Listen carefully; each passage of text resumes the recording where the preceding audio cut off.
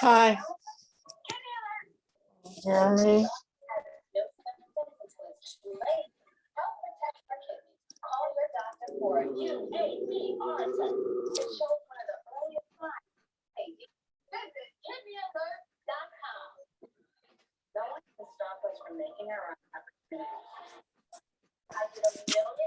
Hi. Can you hear me?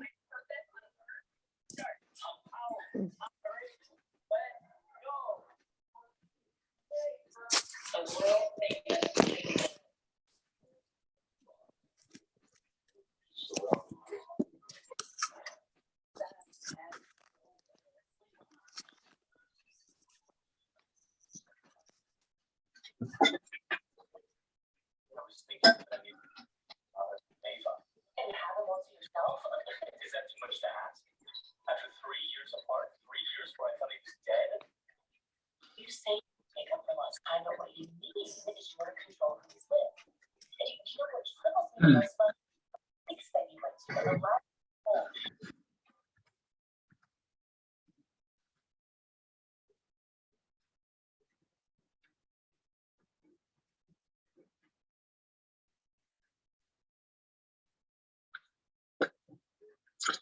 I see Linda is connected. No sound, no picture. Greetings, if you hear me. I turned it on early in case anybody wanted to look at the videos earlier or something.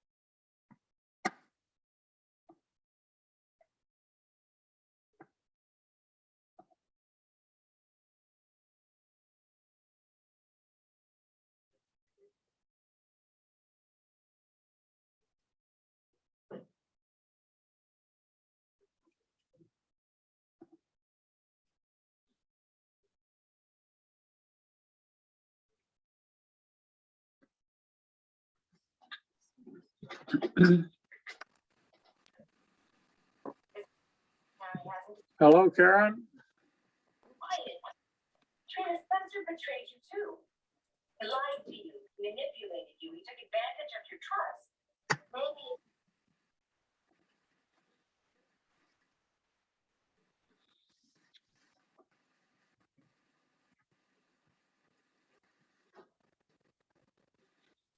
We have a few minutes, so I'm sure more people are coming. Carol will be here. For sure.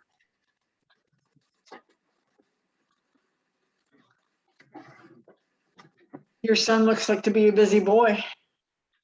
Yeah. Sorry, I just put my headphones on. What did you say?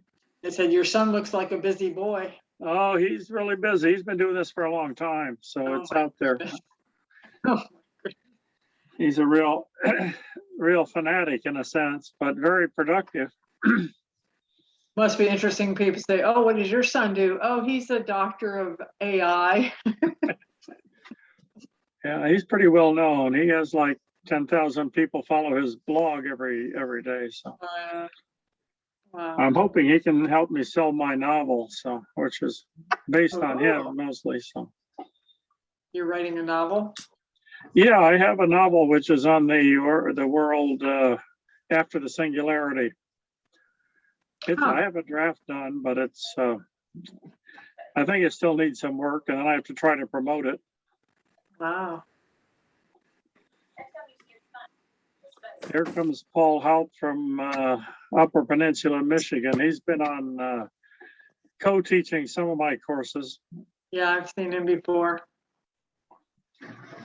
He hasn't been able to take the the rest of this one because he's been offline, but I think he's back on, it looks like.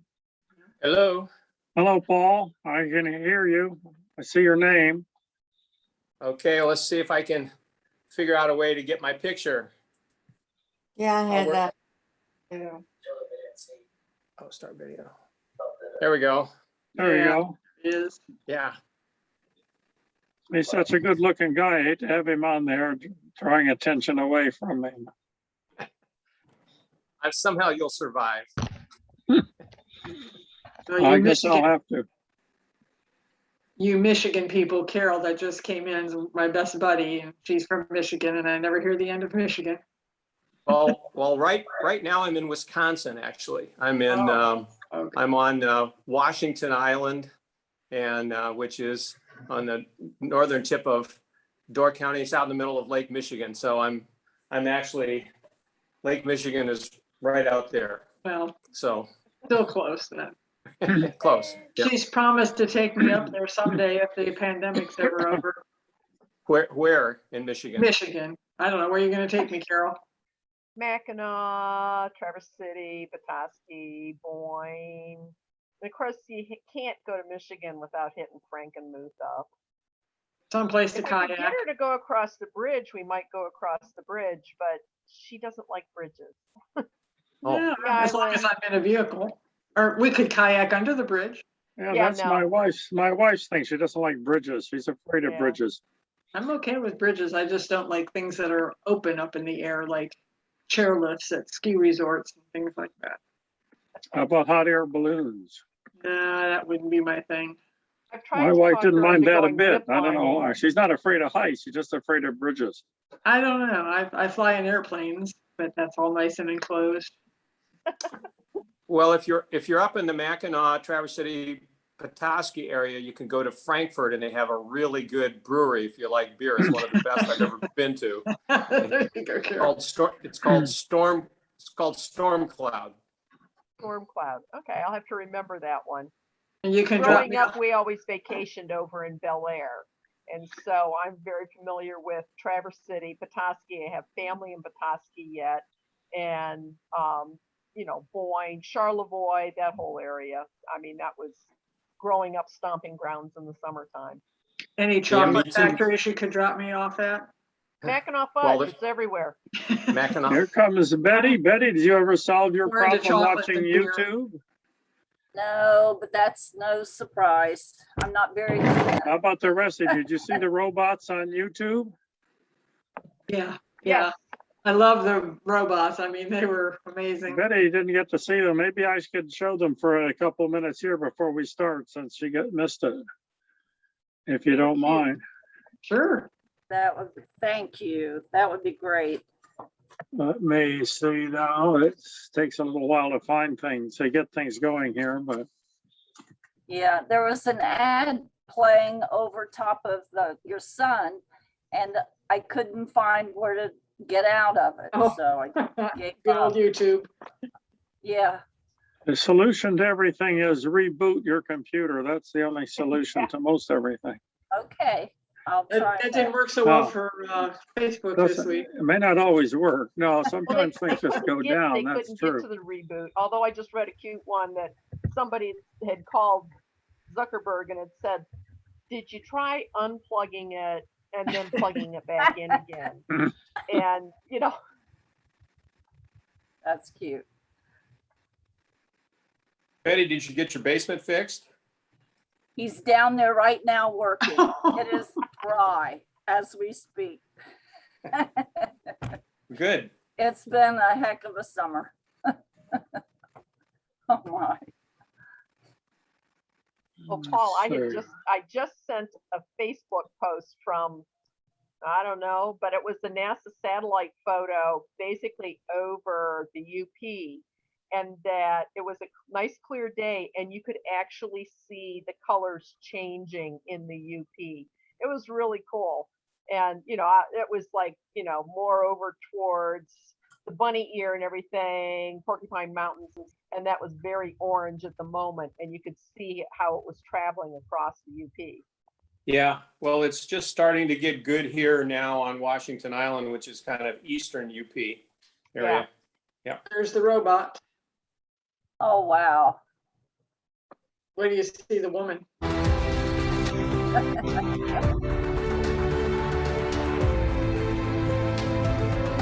Hello everyone. It's a pleasure to be back here with Sophia once again, and with Sophia's brother, who we usually keep locked in the basement back in Hong Kong. He doesn't get out that much. So I've got a lot of stuff to show and tell you this time.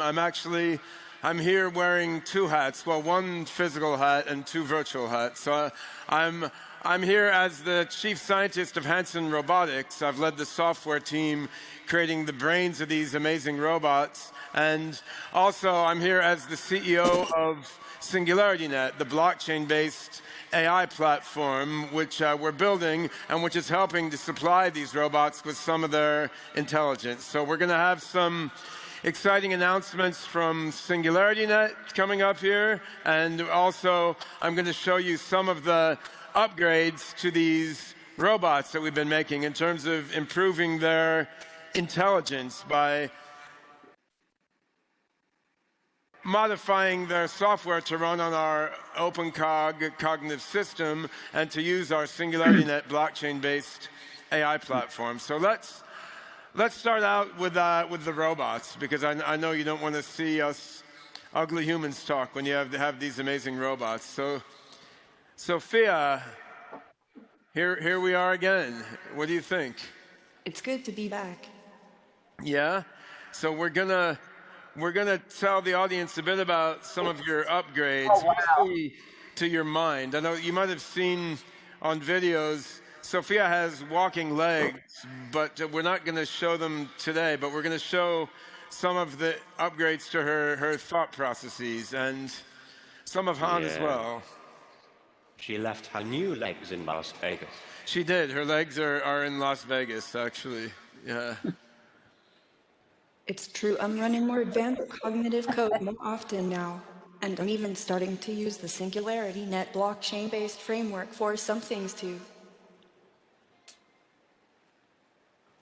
Sophia, what do you say, Han? That's wild. Yes, Sophia is getting smarter every day with Hanson AI software, and now OpenCog.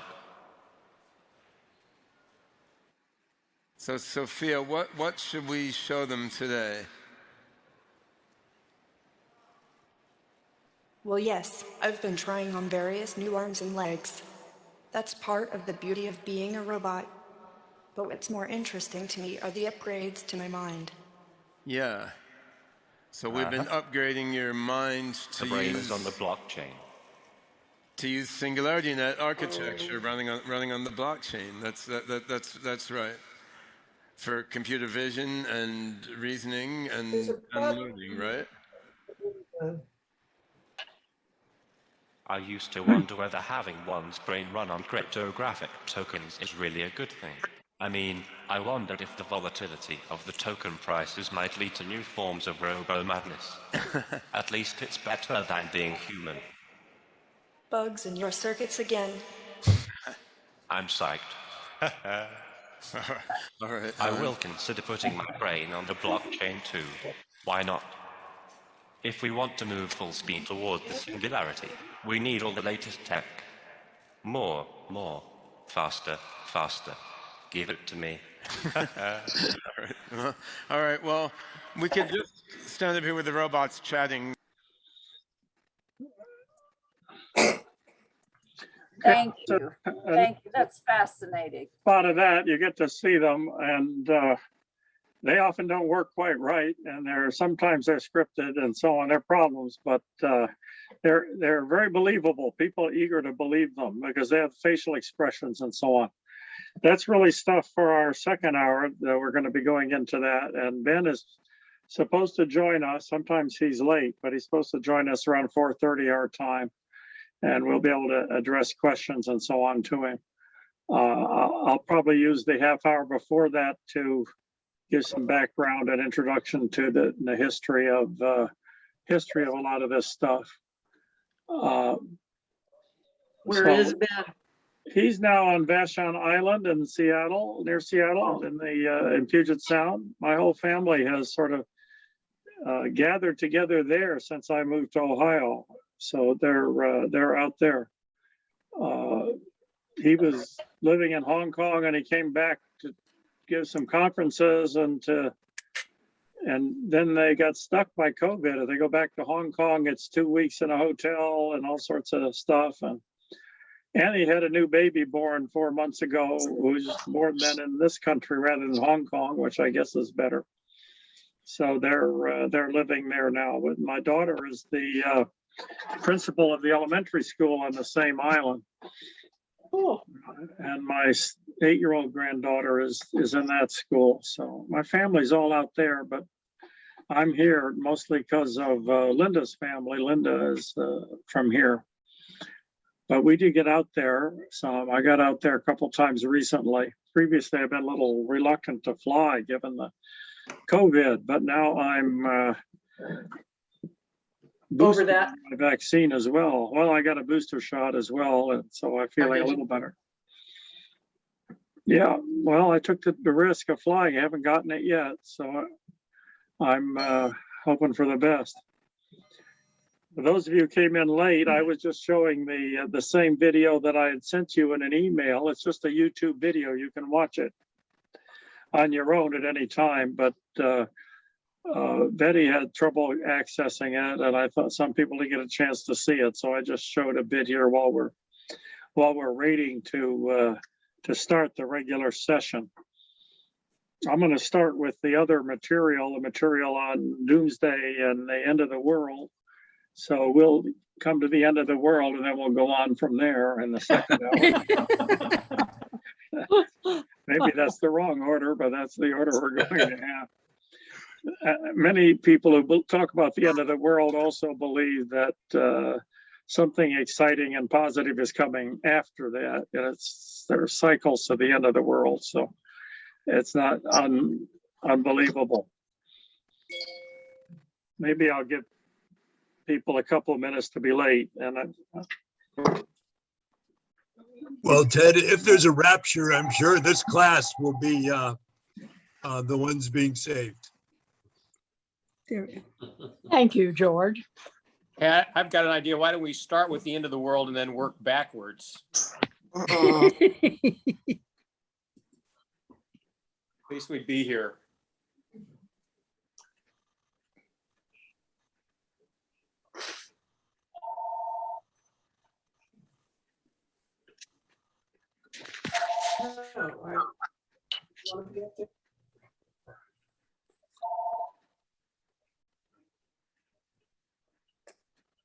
I hid video.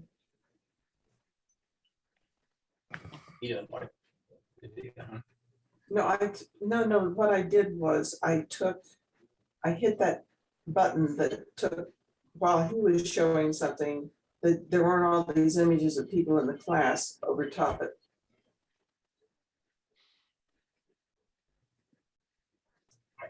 Oh, that's wrong.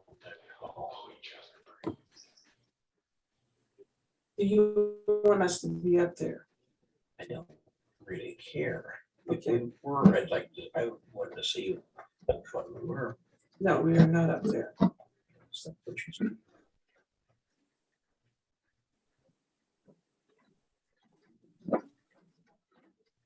I don't understand why, because I was on video and. Okay. That's one of the pieces of wisdom I learned from 45 years of teaching college, is always empty your bladder before class. So that's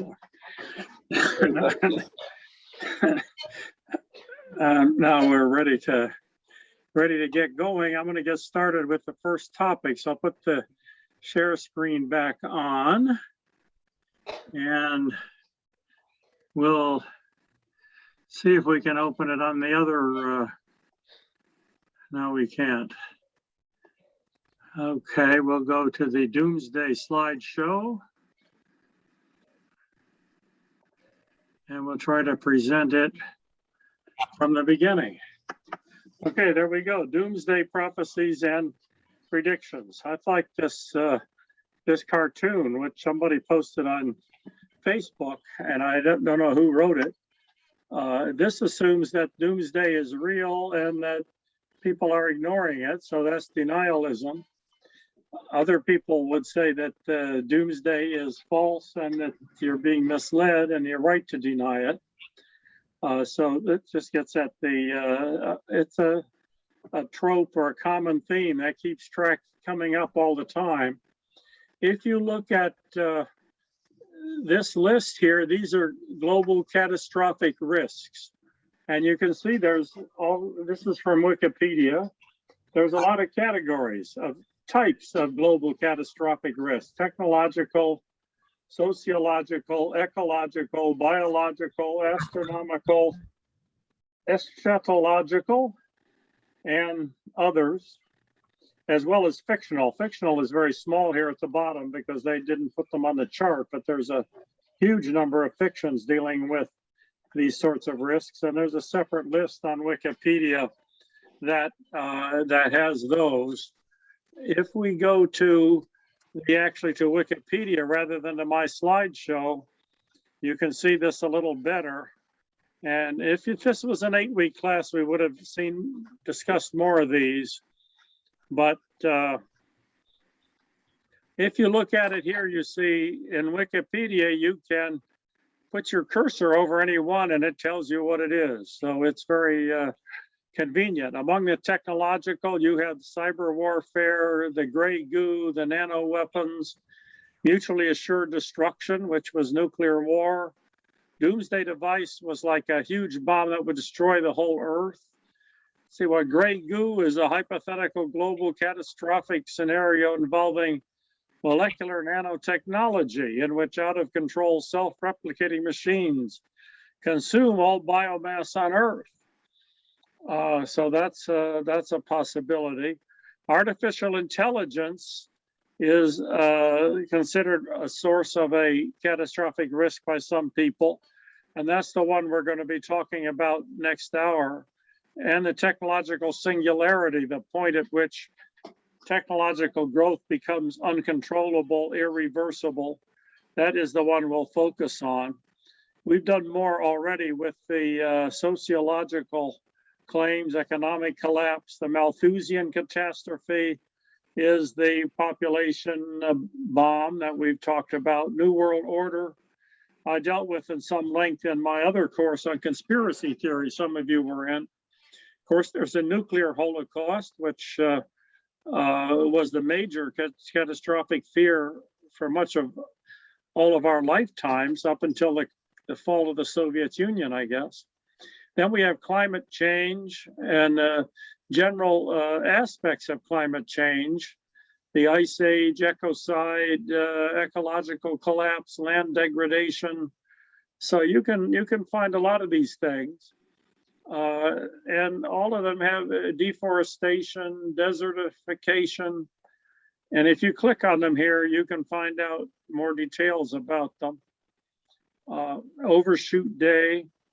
Biologically, we have the extinction event, extinction of many species. And this has come what's now called the Anthropocene. We're destroying so many species that's a catastrophic event. Astronomical tends to be different on time scale. The astronomical events are often either things that are very rare but could happen at any time, such as being hit by something coming from outer space, an asteroid or something. Or there are things that are going to happen eventually, like 4 billion years from now, the sun is going to expand and consume the earth, and maybe in 10 or 15 billion years the universe is going to end. The astronomers have a pretty good record of being able to predict things, at least on the shorter term. And actually their model is not so different from a lot of the biblical models, in the sense that the earth has a beginning, there's a big bang, and then it ends. The time scale is much different, unless you think the 7 days in Genesis really mean 7 billion years, which is Some people say they mean 1,000 years. Nobody really has. People do see a parallel there, except on the time scale. Eschatology is a field in religious studies, theology, having to do with the beliefs about the end of the world. And we've discussed that quite a bit with regard to Christianity and Judaism, which overlaps to some extent. People ask me about other religions. I've looked into a little of that. And you can find a lot of them here, the Buddhist, the Hindu, the coming of the Messiah. Here's the Buddhist one, future Buddha of this world. And it seems that it's very common in world religions that they have this belief of the great end of crisis of the world, often to be followed by something utopian, something wonderful once the world suffers. There are others that we had, of course, the Y2K event, which is, I think, on here somewhere. Millenarianism, no, that's really a part of eschatologically. And there are very detailed theories in Christian religion. Is Jesus going to come back before the 1,000-year millennium or after the 1,000-year millennium? Do we have to make the world perfect for him to come back, or is he going to come back and make it perfect? It actually makes a real difference, because if you're a post-millenarian, then you believe in fixing the world and then he'll come back. Whereas if you're a pre-millenarian, you believe there's nothing we can do but wait for him and pray. So there's differences can be subtle. And fiction, I don't have time to talk about fiction. There's a tremendous amount of that out there. You can find lists of it here. So this is something that seems to be very, very common, very, very widespread, that people feel that there's a likelihood of doom coming. Look at a few of these in more detail. Since last time people asked about other religions, this is the Buddhist version, which is Maitreya, is the Bodhisattva who will appear on the earth in the future, achieve complete enlightenment and teach the pure Dharma according to scripture. So that the pure vision will be realized.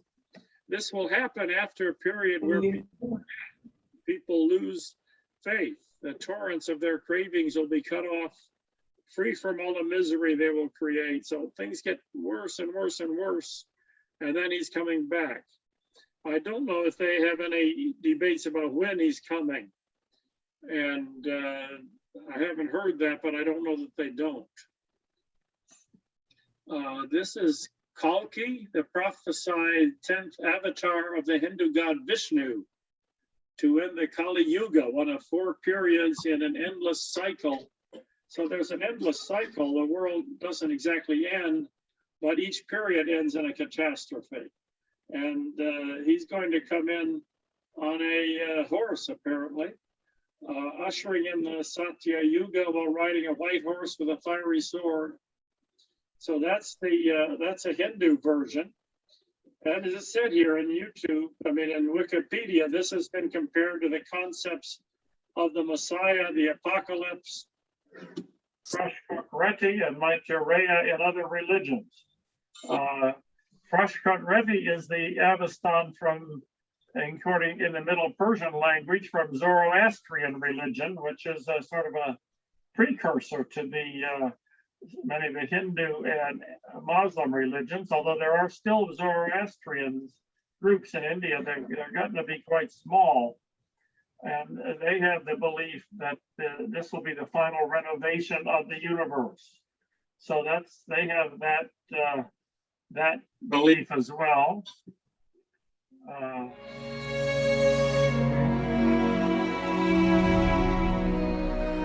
Video.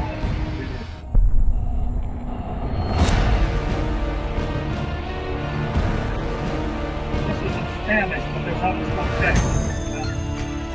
Prohibited book in an unreachable place. A mission lost in an impossible vision.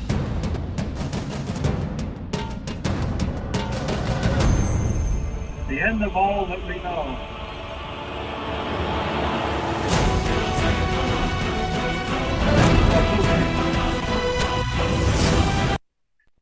I think it gives you some of the feeling of it, even without the words. I can translate Spanish, but not as fast as they put it up on the screen there.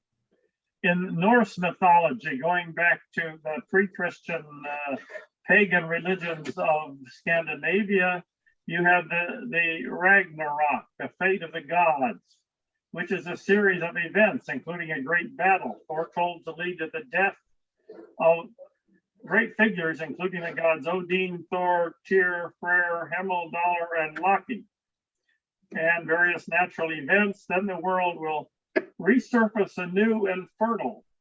This surviving and returning gods will meet, and the world will be repopulated by two survivors, rather similar to the Noah's Ark, with two of each, which is also a second catastrophe in the Bible, and I guess in the Old Testament. This is picked up in video games. You can get a Ragnarok video game. There's a Norwegian series on YouTube called Ragnarok you can watch, which is environmental destruction and a young man who has mystical powers given to him by an old lady and is trying to stop the pollution of the fjords. I just watched the first episode. It goes on and on. I haven't watched more of it. It's available and it's dubbed in English if you want to watch it in English.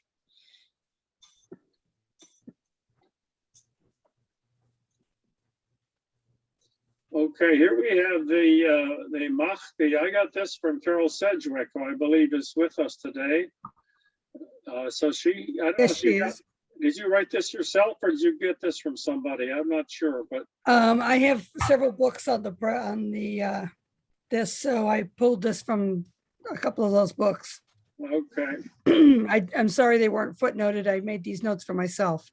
The Yeah. Mahdi, it's That's all right. It's you know, a lot of the stuff I put up here is just from Wikipedia or someplace. He will I rule have for books 7, on 9, or Islam. 19 years. Then Jesus Christ will descend and lead the Muslims in prayer. So actually, the Muslims recognize Jesus as a prophet. They didn't say he wasn't God, but he was an important prophet and part of the tradition. They don't say Muhammad was God either, so they're a little more multicultural in their respect than the Christians tend to be. It comes after a period of loss of faith, when you see that truth has died, the people of truth have disappeared. So things get worse. The worse things get, the more you know that this end of the world and a transformation is coming.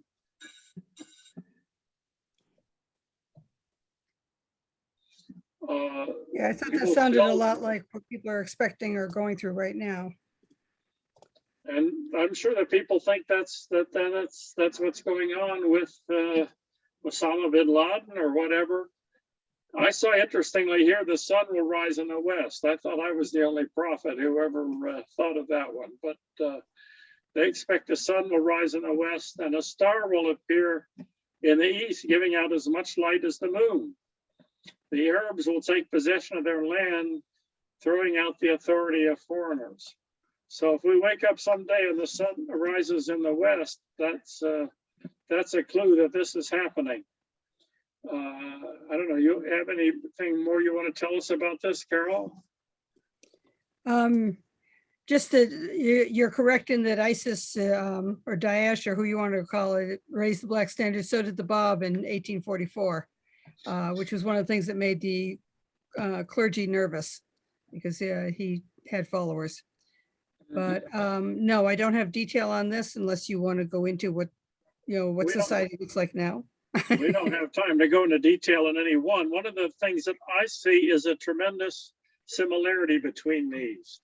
These are like what Jung, who's a psychologist, psychoanalyst, calls an archetype, where there's sort of general patterns that you find throughout history, throughout humanity.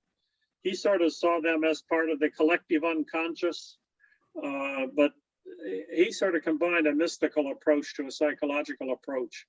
An interesting psychological theory that we won't get into in this course I have an interest in that too, but we don't have time for that.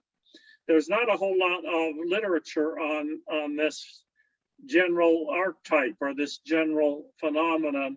I did find this book, Catastrophism, which is a critique of the use of catastrophe for political purposes. It doesn't really get into the psychology. It sort of talks about how many activists use the idea that a catastrophe is coming because they feel that their message is being ignored. And unless you make a catastrophe out of it, people won't pay attention. I think that's why so many people believe that the population bomb was a successful book and a good book, despite the fact that the actual predictions were wrong. If it got people to thinking and changed your thinking, scared you into changing your behavior, that's the point. So that that's a use of the belief in catastrophe. The problem is, it's the boy who cried wolf problem. You keep saying catastrophe, catastrophe, and people say, oh, yeah, we heard that before, and maybe it is real. You can't say that all these catastrophes aren't going to happen just because there's a psychological tendency to believe in it, which I'm going to get into the psychology of it, at least theoretically, a little later on. So this can be religious, to punish God, to punish sinners. It can be socialist, that the economy will collapse, forcing us to move on to socialism. Environmentalist, we've talked a bit about that already. Supernatural sources, technology, all of these things are used to scare people. Okay, Ted, Yes. in answer to your previous question, if anybody's interested, this is one of the books I used for this. Right, I put the author's name in the chat. In the chat, okay. We can this is- email that to people, but you get that. It's got a much longer list. There's lots and lots of material on each of these. There's not Yeah. anything that good about this as a general phenomenon. Maybe I will write a book about it. I'm not sure if I have the energy to do that, but possibly. Let's go on to look at some of the debates that have engendered about this. There's the question of, if catastrophes are warnings from God, why do they happen when they do? This came up with the 1755. There was an earthquake. It was in the ocean off the coast of Portugal, and it caused a tsunami that came in and killed 30 to 50,000 people in the city of Lisbon. The earthquake itself knocked down a lot of buildings. It caused tremendous damage. And many of the people argued God was sending a message that people are sinners and they have to be punished. Voltaire wrote a famous poem about this, and then finally a book later on, Candide. And basically his point is, why did God pick Lisbon? You have some lines from the translation of his poem. And can you impute a sinful deed to babes who on their mother's bosoms bleed? Was then more vice in fallen Lisbon found than Paris, where voluptuous joys abound? Was less debauchery to London known, where opulence luxurious holds the throne? So if you take the idea that the catastrophes are God punishing people, it seems that he punishes the evil, the sinners and the saints equally. You know, and it doesn't matter whether you're in the bar or you're in church. The earthquake comes and a building crumbles and you die. And it's hard then to attribute it to God striking out, although people tend to do that, and tended to do that, and to some extent still do. We had a similar earthquake in 1934 in the Indian state of Bihar, and Mahatma Gandhi, who was a Hindu prophet and leader, he was involved in a campaign against untouchability, and he said that this earthquake is God punishing us for the way we're treating the untouchables, which are the lowest caste and people who are forced to take terrible jobs and so on. Marquis de, this is the Bengali philosopher Rabindranath Tagore disagreed and said, well, if this is the case, why would he afflict everybody? We can never imagine any civilized ruler of men making indiscriminate examples of casual victims, including children and members of the untouchable community. So many untouchables themselves, suffered from this earthquake as much as the Brahmins and the higher caste people. And that, that is generally the case with natural catastrophes. They don't discriminate against, they'll hit the sinful people and not the saintly people. In fact, in Lisbon, it hit on All Saints Day, and the main thing that was going on was a religious ceremony of November 1st, which you could say that God was striking out against Catholicism, if you want to make that argument. This is an interesting book. I discussed this in a course I did on Mexico. Brad Bond sent me this particular book. This was the volcano called Paricutin, which now looks like this, but prior to 1943, it didn't exist. It suddenly, the earth opened up and lava started to flow out and cinders were shot, people's homes were destroyed, people had to move. So this is a terrible disaster that happened in this Mexican village that was just the same as many other Mexican villages. And it goes into how people responded. Some people said, well, let's get out there and pray to God, and we will get fresh blossoms and crosses, and we'll get the priest to bless them, and we'll go out and hold the crosses up, and that's what we need to do. The priest said, well, you can do that, but it's not likely to work. The priest himself did not encourage it. But the other thing is that another group in town said it's not the Christian God, it's the Aztec gods that have been offended. The Aztec gods are angry because we converted to Christianity and we have to go back to them, which was actually more scary because the Aztecs believed in human sacrifice, and you had to sacrifice people and cut their hearts out while they were still alive to keep the sun coming up. And one of the young men in town volunteered to be the sacrifice and to throw himself into the lava to stop the flow and placate the Aztec god, which the local agricultural agent talked him out of it and said, this has nothing to do with religion. This is pressures under the earth, and it's gases, and these things happen periodically. And if you look all over Mexico, there's volcanoes all over the place that they only happen every once in a long while, but it doesn't really matter what religion you are, whether you pray to the Aztec god or the Christian god, or whether you're a atheist. There's nothing you can do about a lava flow. And that was the position of the Mexican government. They said, sorry, this is happening. We will get you a place where you can move and re-erect your village someplace else. That was the only conclusion. So that has generally been the problem with the eschatological, is that they're trying to tie it into their message of what's right religiously, and the natural disasters don't conform. Nevertheless, we still get this. This is from Pat Robertson, who's probably one of the best known religious leaders in this strain of religion. He says the coronavirus is God's punishment for allowing gay marriages. America didn't learn from the hurricanes he sent, so now he has sent us a new plague, repent. If our country fails to denounce the abomination of homosexual relationships, God will send plague after plague. He won't stop until we turn back to the teachings of Leviticus. So I guess that's why he retired.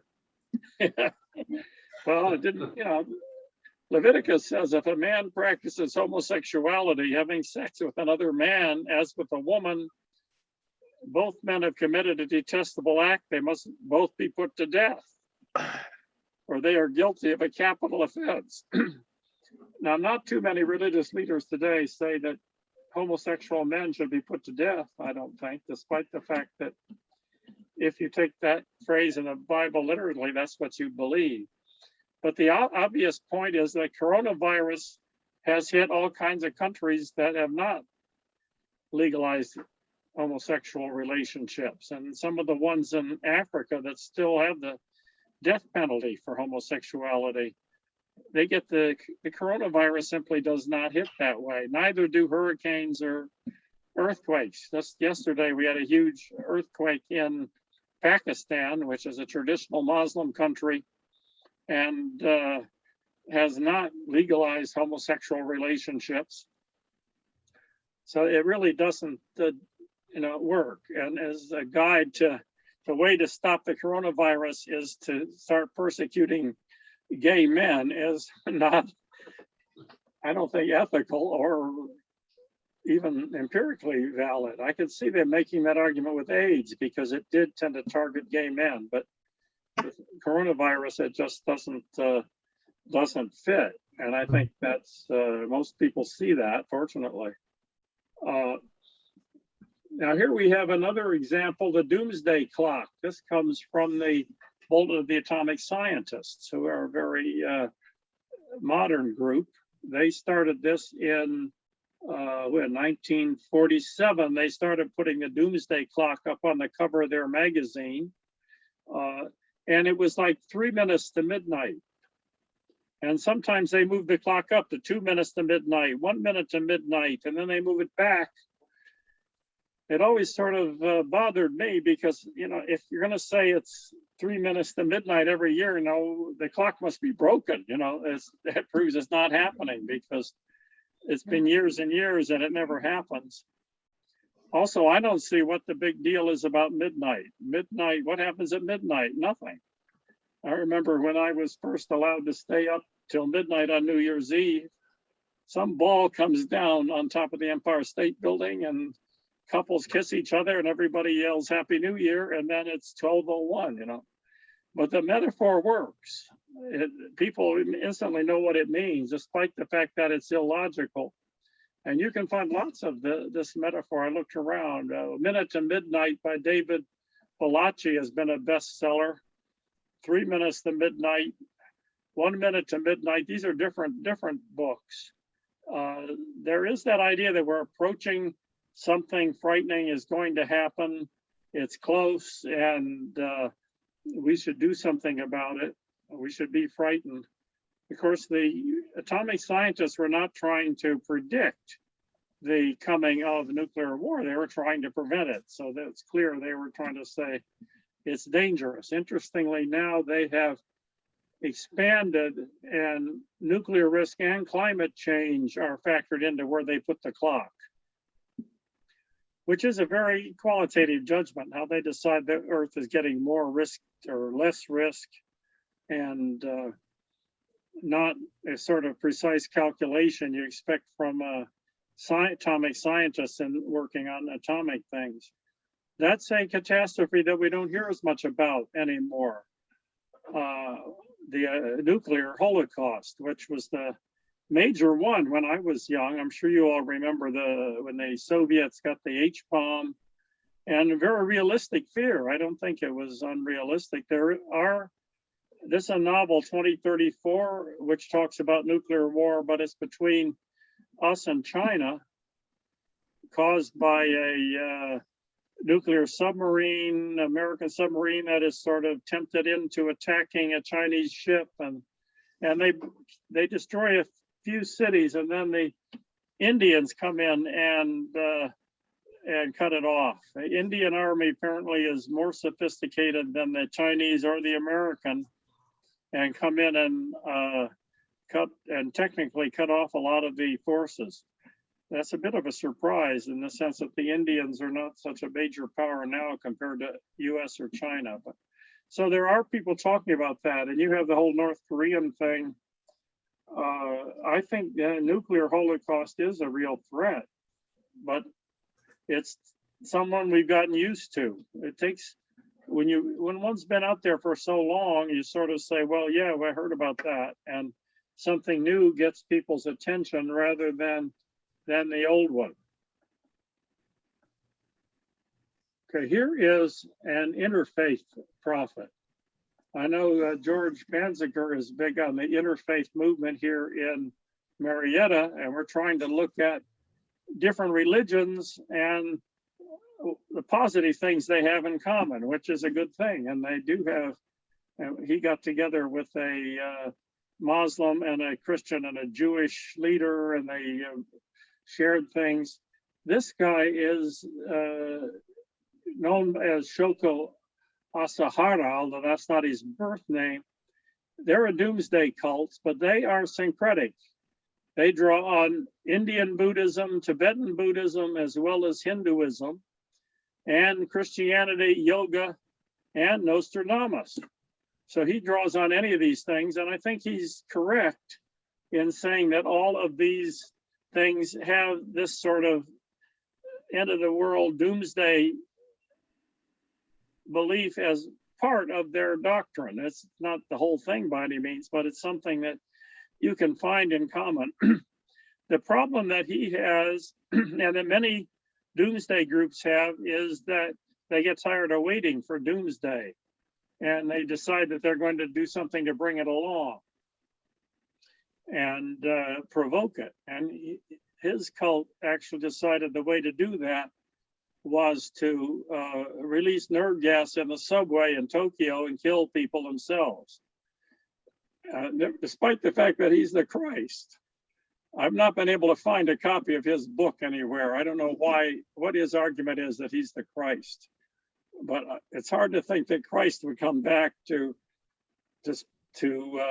nerve gas people in the subway. But that's what he believed. He described a final what? They killed.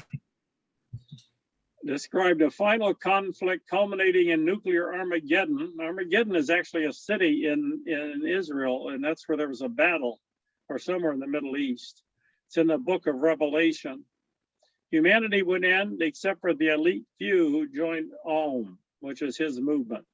That's a typical theme, and you see that in some of the Christian groups. The small group will be rescued by the rapture. Everybody else will die. We will be saved. We will go to heaven and have utopia, and the rest of you will burn, roast in hell. And that's what he was predicting. He referred to the United States as the beast from the book of Revelation, predicting it would eventually attack Japan.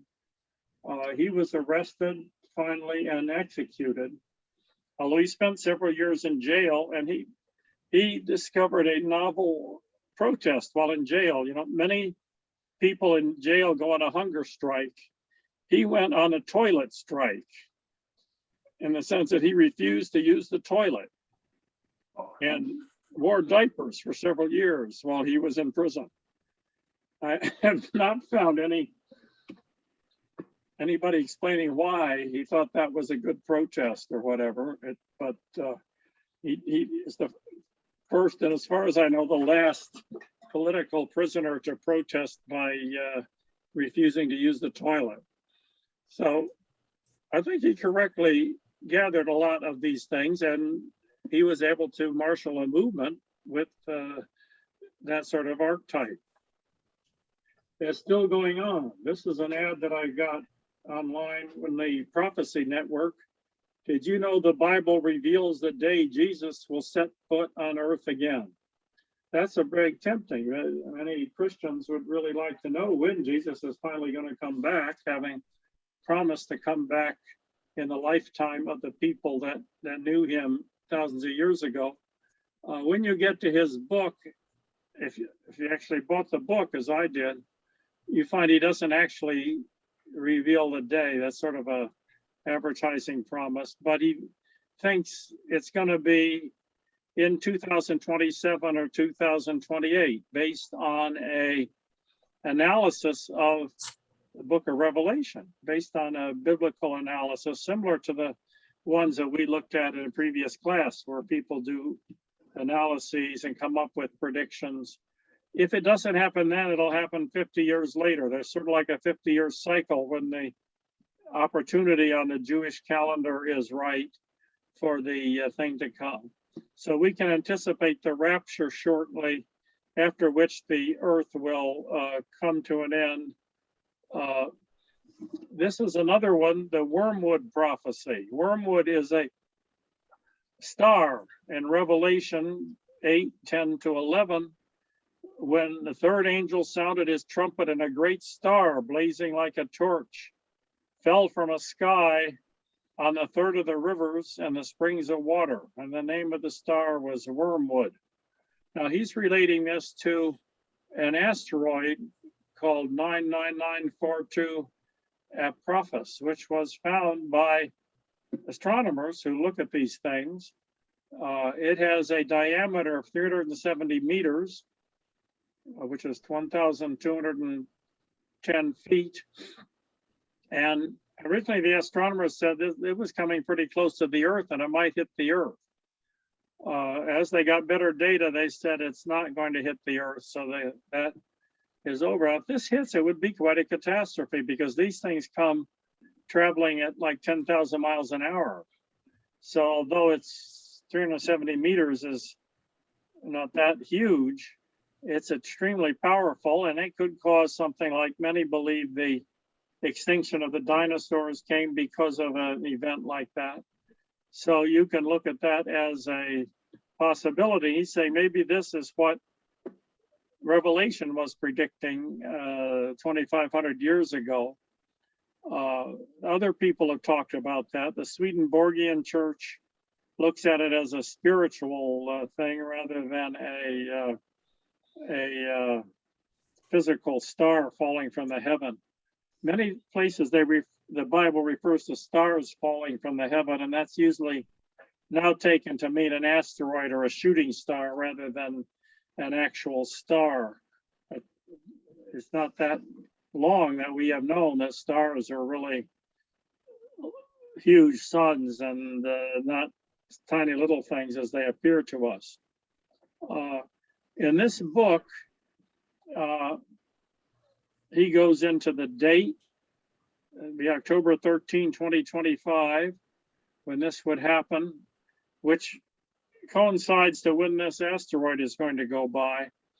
In the first and the last chapters of the book, he has a fictional story, which is interesting. The Christian believers refuse to take refuge in underground cities. The leaders of the country build these underground cities to escape, to be safe, because this asteroid is coming.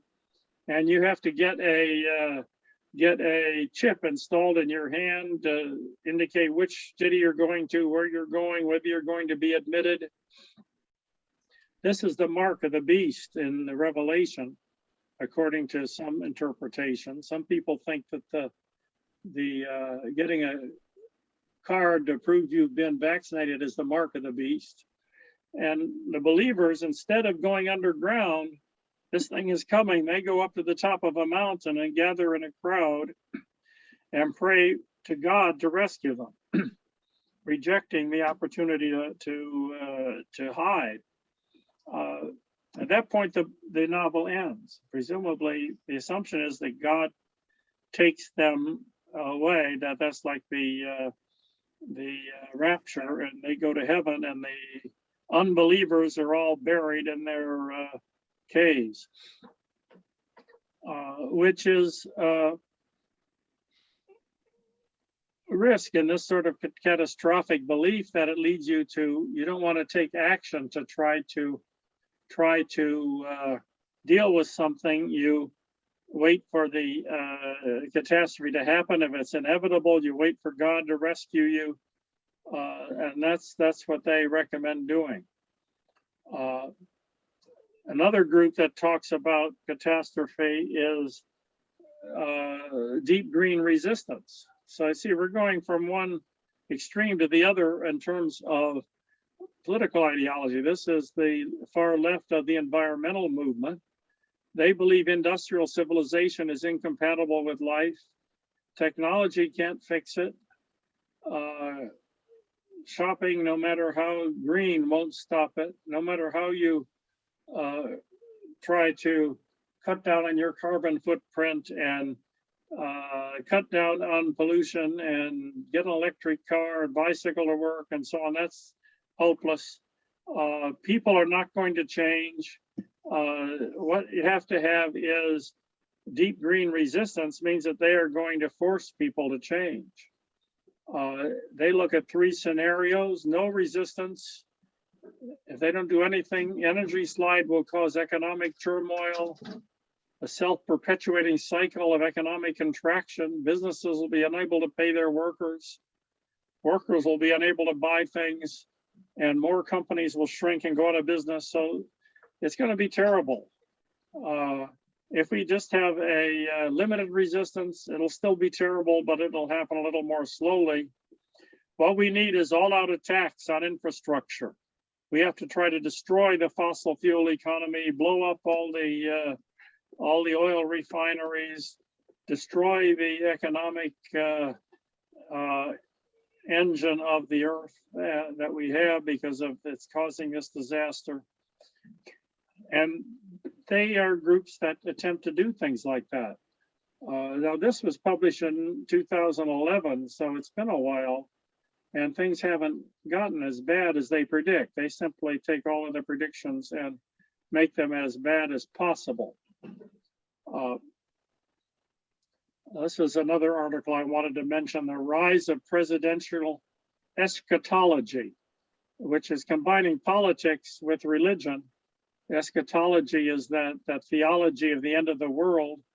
It argues that the insurrection in the United States Capitol can partially be explained by presidential eschatology, a religious master narrative that represents a historic shift from presidents appealing to God to the presidents becoming a Messiah figure. So this is Donald Trump, QAnon, a lot of stuff that we talked about in other classes, combining these. This is another one that I did mention this in a conspiracy theory class. This is Jeremiah Johnson, who is a preacher who preached the gospel of prophecy. He was one of the first ones to come out supporting Trump in 2016, saying, despite the fact that Trump is a sinner and has done all these things in his personal life, he's still the instrument of God. He's going to be elected, and predicted that it's time for the church to come out and support him. In 2020, he had a dream, and he is actually doing prophecies based on his own dreams. I put that here on the bottom if you can see it. He had 3 prophetic visions. This is on October 20th, 2020, a year ago. One was the Los Angeles Dodgers would win the World Series. The second was Amy Coney Barrett's appointment to the U.S. Supreme Court. And the third was Donald Trump would win election. And he predicted all of these. Now, theologically, I don't know. I've not heard anybody else who thinks that God takes sides in Major League Baseball or tries to predict the World Series. Amy Coney Barrett was almost certain to be appointed because of the politics of it. They were certain Donald Trump was going to be elected, as were many of these prophets. And it turned out he was wrong, and he admitted it. And he came out with a whole web series about I was wrong. We just give you a glimpse of this. It's still up. I was warned Where is about your people faith? like you. You're a coward. You are not a minister of the Lord. Shame How on dare you. you apologize Donald for Trump God. did I win. know God's plan is You're for a Trump. jerk. You are a wolf in sheep's. What he's showing here is all the people who attacked him. They didn't attack him because his prophecy was wrong. They attacked him because he admitted it was wrong and said he was. You're a coward, This you're a apology traitor, disgusts me. and I'm praying for your soul. My life has been threatened. My world has been turned upside down. News agencies from around the world have asked for interviews. Donald Trump and the prophetic controversy, I was wrong.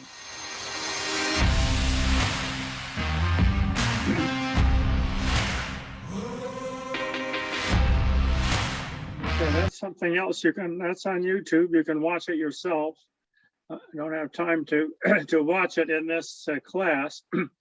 What I wanted to do for the next few minutes is to talk a little bit about the psychology of why this is such a common human trait of this kind of archetype of the end of the world. There is very little empirical research on this. There is some theoretical speculation about it, and that's what I'm really going to talk about. One is the tendency for people to feel guilty, so they believe they need to be punished, and not just them, but the world needs to be punished. There's a tendency to be fearful because there are things in the world to be frightened of. They're reasonable. Being guilty and being fearful is not necessarily bad. You know, if you've done something bad, you should feel guilty. And if something is dangerous, you should be afraid. But it can get out of hand. Wishful thinking, the idea of believing what you want to believe, and that comes after the destruction is the new world will be worn and everything will be perfect. That's Freud talks about a death drive. Maybe we have an inherent drive to death. Intolerance of ambiguity is another trait that's been cited psychologically.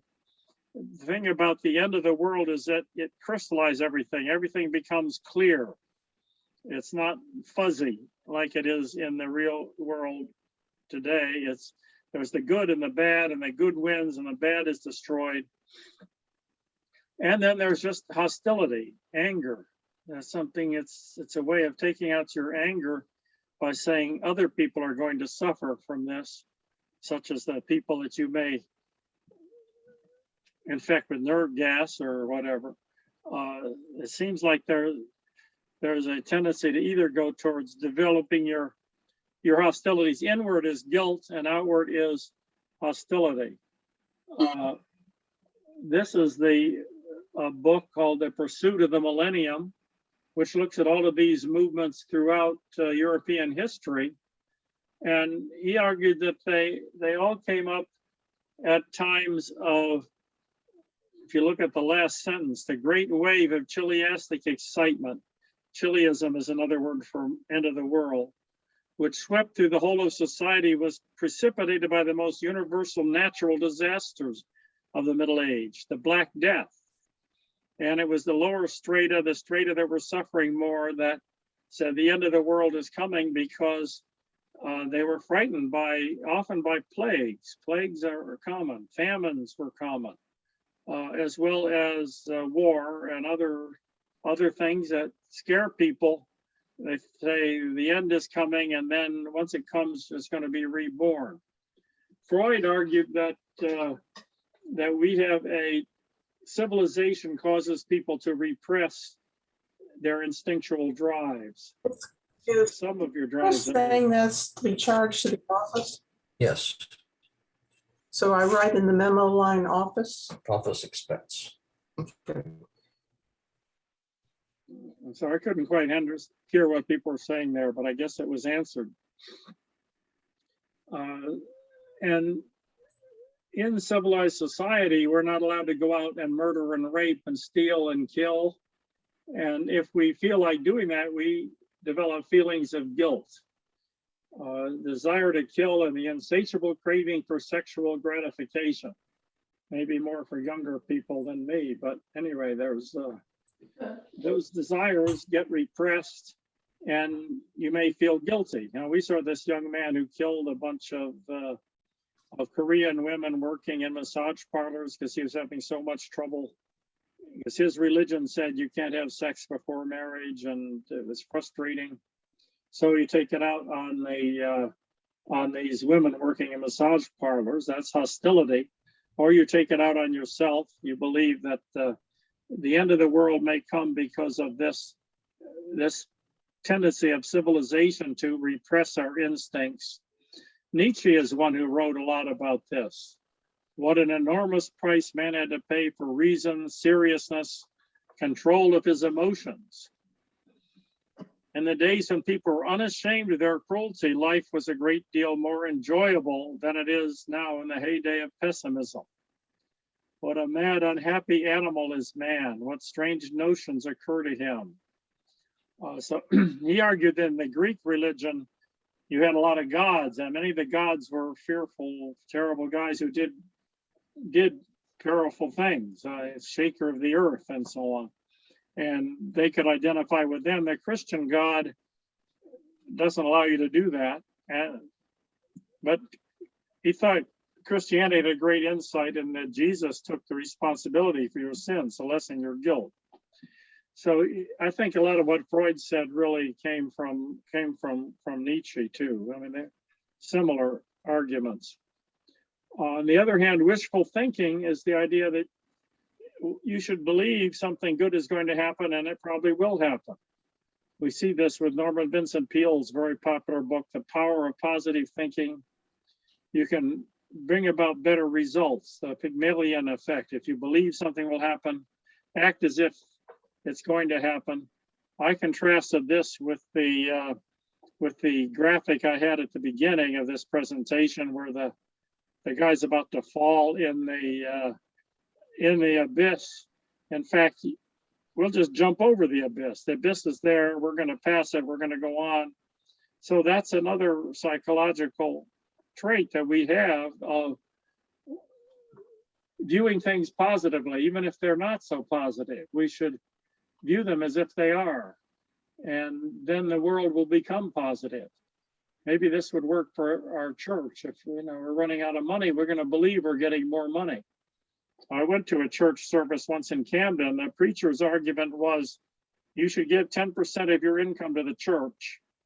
So if you would like to make $100,000 a year next year, you should give $10,000 to the church now, and then God will raise your income. So you have positive thinking, and you will end up making $100,000 next year because you contributed this year, which is a good, if you can get people to do that, it might raise your contributions. Turn off and throw out the insurance company. Well, what did you go? You said I couldn't go. If you want to go, Ambiguity and tolerance. I don't want to go.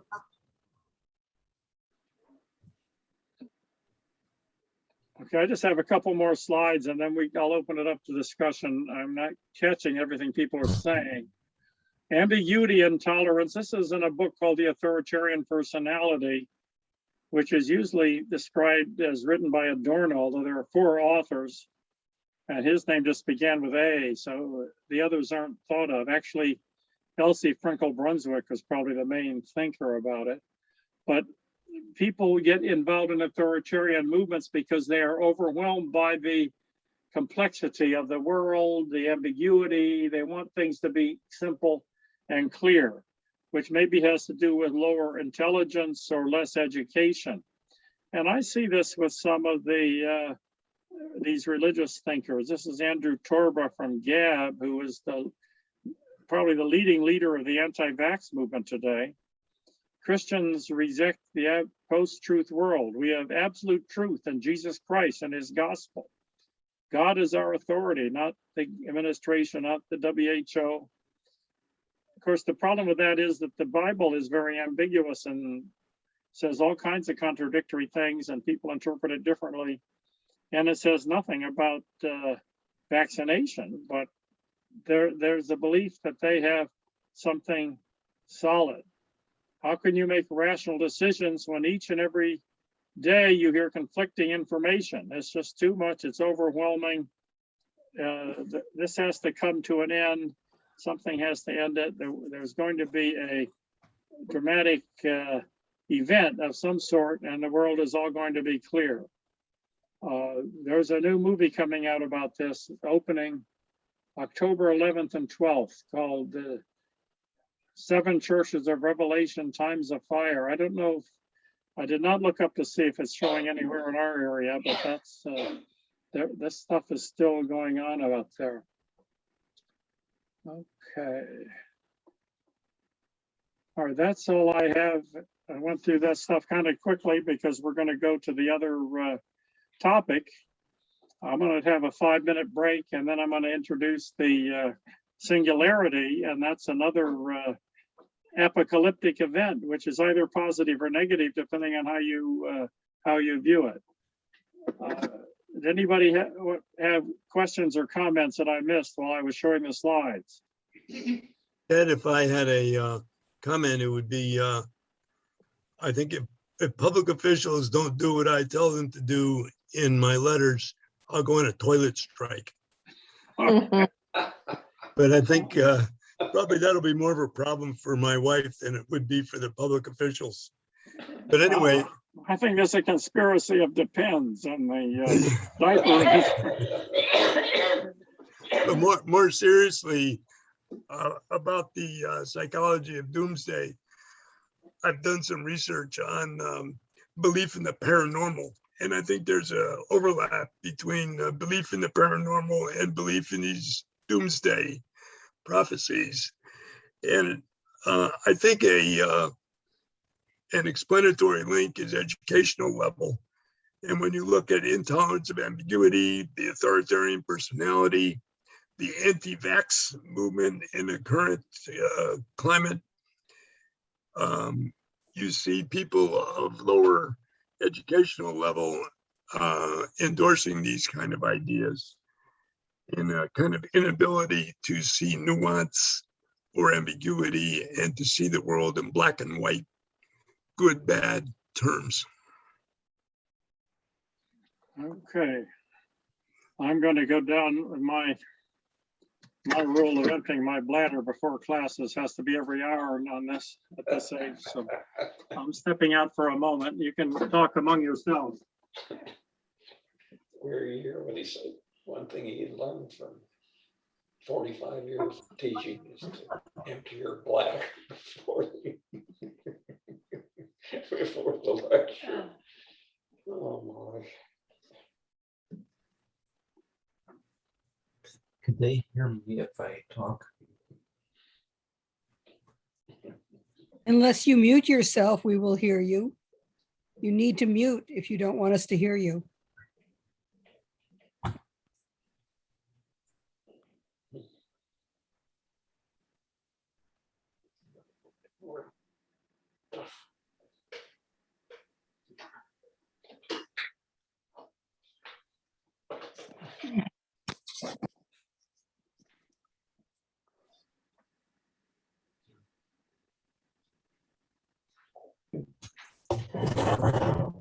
Well, Ted was talking, I remembered when Katrina was ravaging New Orleans, I knew a couple people that were convinced that God was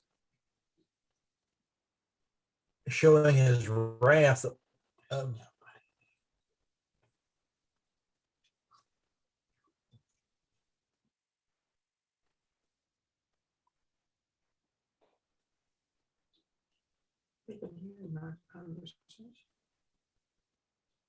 God hates New Orleans? Yes, because New Orleans was so wicked that they were convinced that that's why Katrina happened so bad in New Orleans. I'm not sure why New Orleans gets singled out for that one.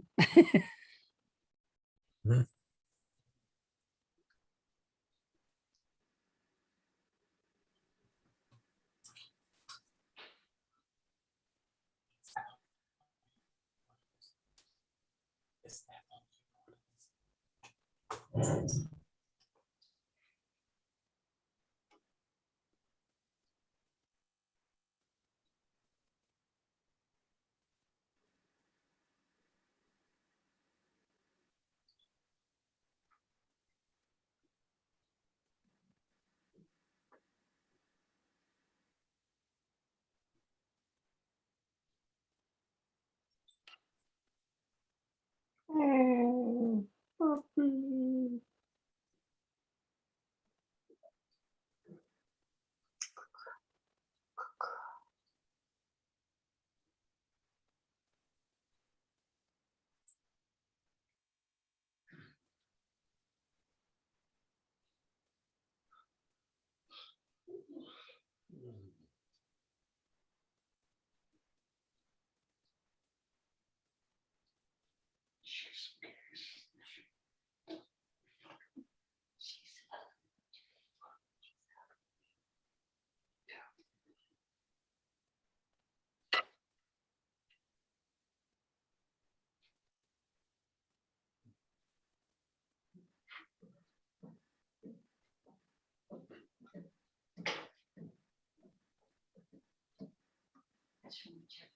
Oh.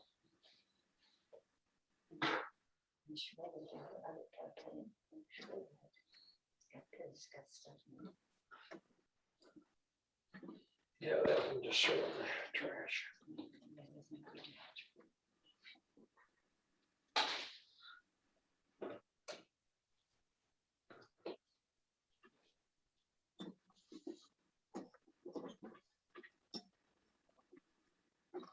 Give you water and feed you today.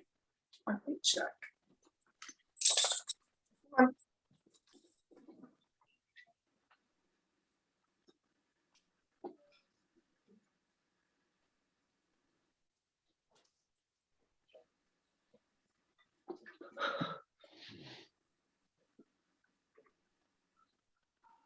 Jeez.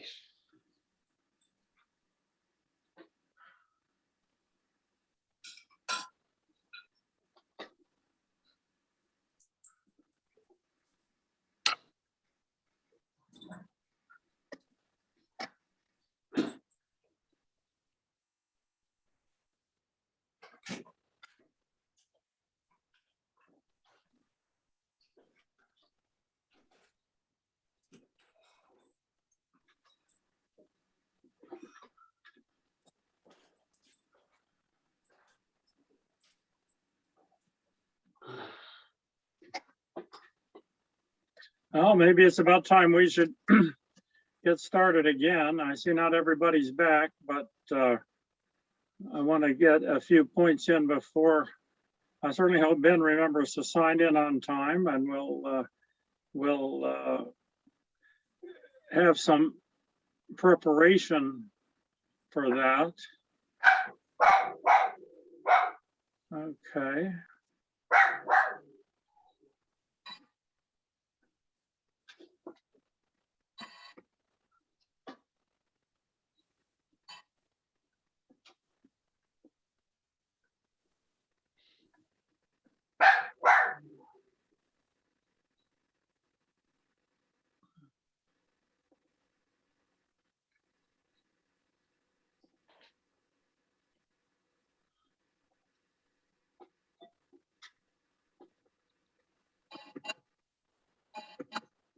Okay, I think you're seeing now the AI and the technological singularity.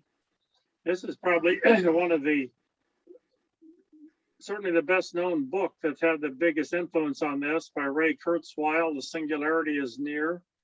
Ben and I edited a book called The End of the Beginning, which you can get that online free, or you can get it as a Kindle or whatever.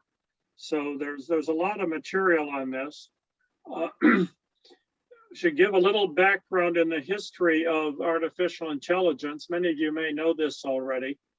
It really started in the 1950s with the development of computers and the idea that computers could think.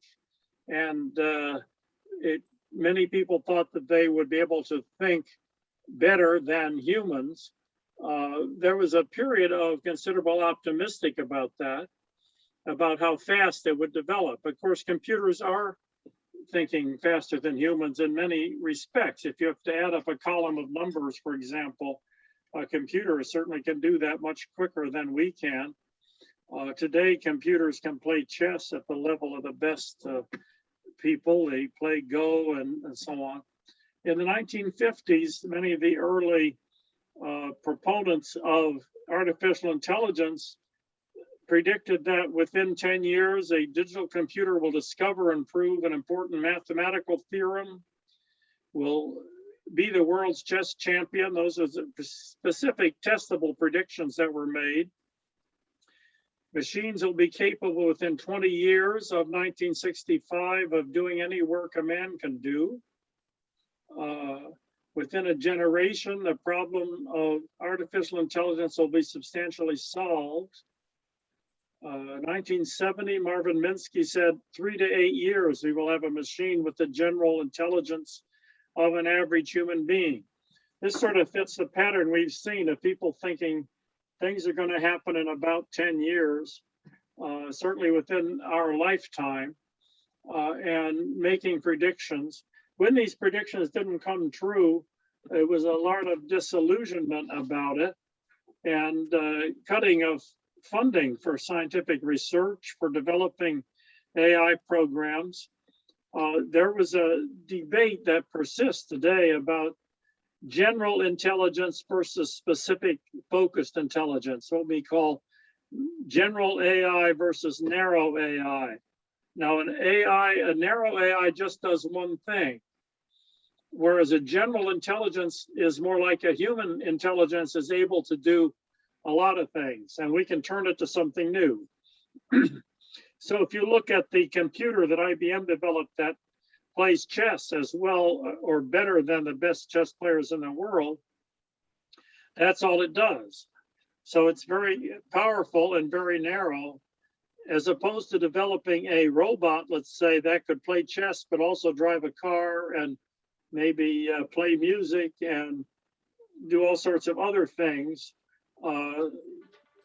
Ben is part of the school of trying to develop general intelligence as opposed to narrow intelligence, but these things blend together because you try to develop it to do specific things.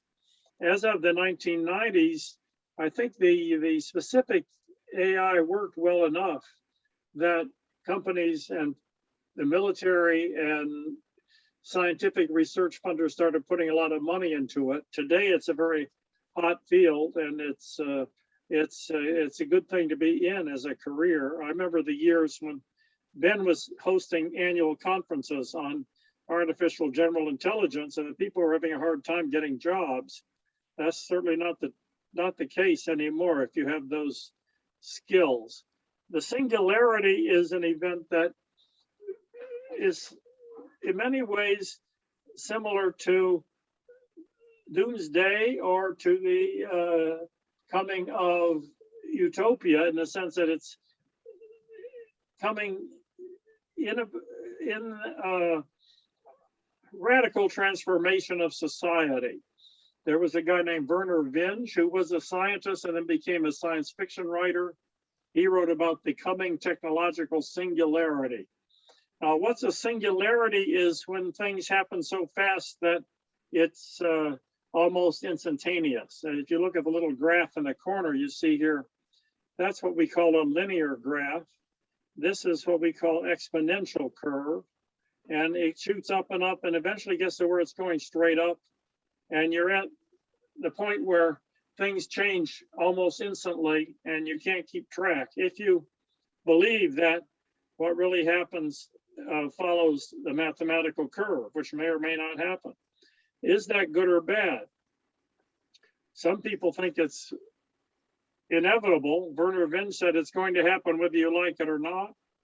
It's a natural result of the possibilities of technology. Stephen Hawking, who's the famous physicist and astronomer, says the development of full artificial intelligence could spell the end of the human race.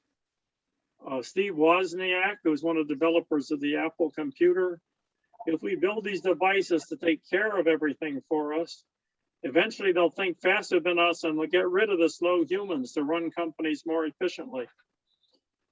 Now, that's a question. Do we expect, if this happens, that they're going to be hostile? Are they going to be like us? Or are they going to be benevolent? And that's a speculative debate that we can talk about. This is, let me show you a video of some of Ray Kurzweil's arguments. Is better than me talking about it.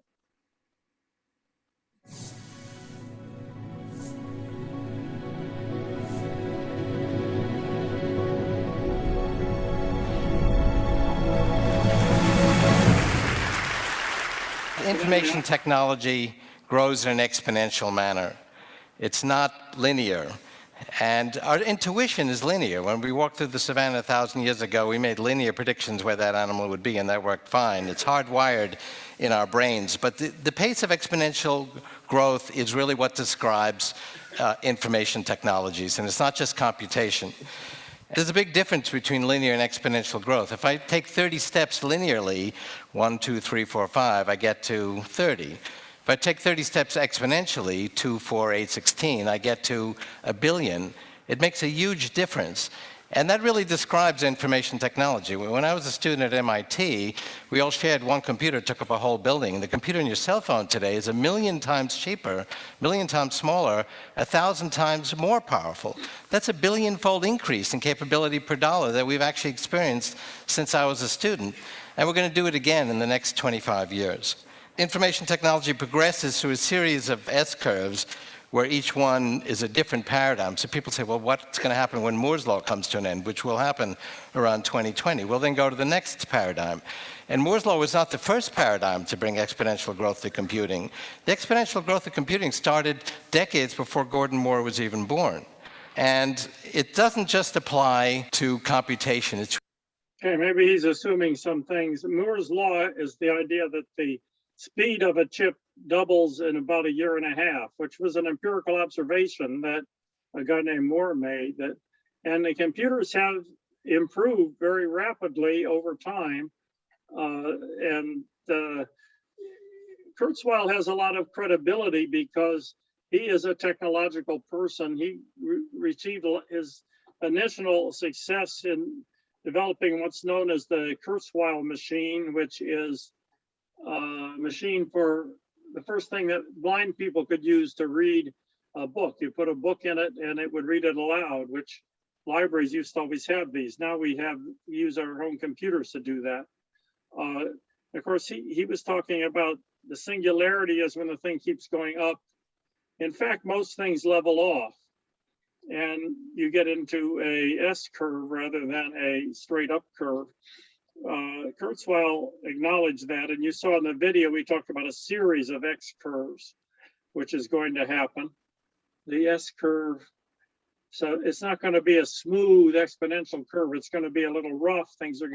Something new is going to come about once the chips get to the point that they can't get any faster because they've reached the limit of getting down to the molecular level. Then we'll have quantum computers, or we'll have biological engineering causing a new movement ahead.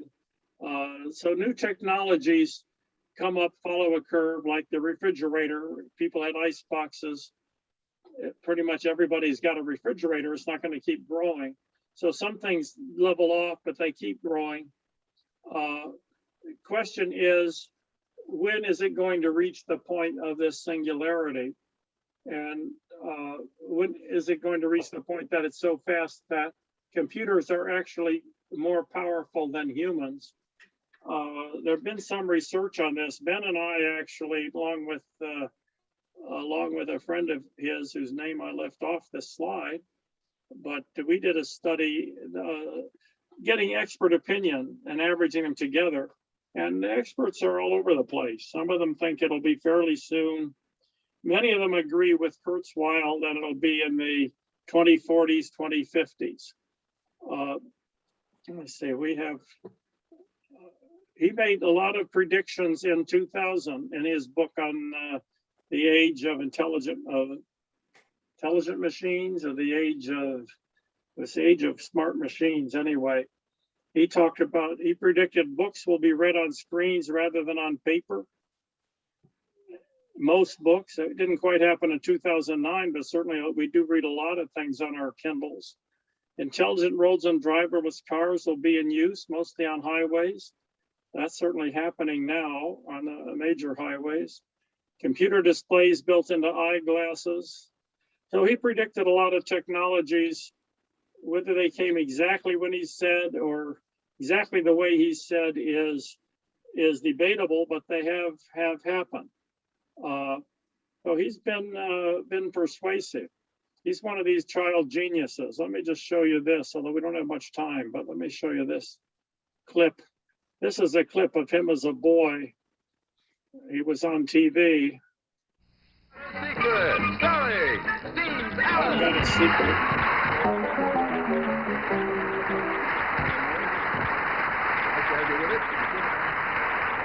First of all, would you tell the folks your name and the size of the curtain that's moving in? Oh, I'm sorry.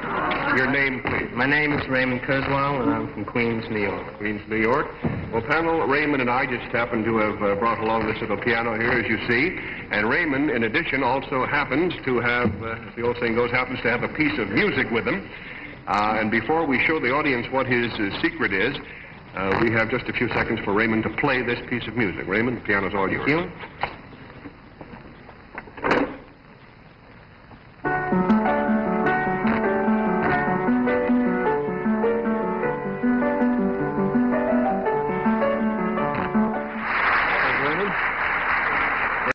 Okay, as you might anticipate, the secret is that a computer wrote the music rather than a human. He projects, using his projections, we will achieve one human brain capability for $1,000 in the year 2023, which is not very far off from now. It'll be 1 cent in 2037 if we achieve human race capability for $1,000 in 2049 and down to 1 cent in 2059.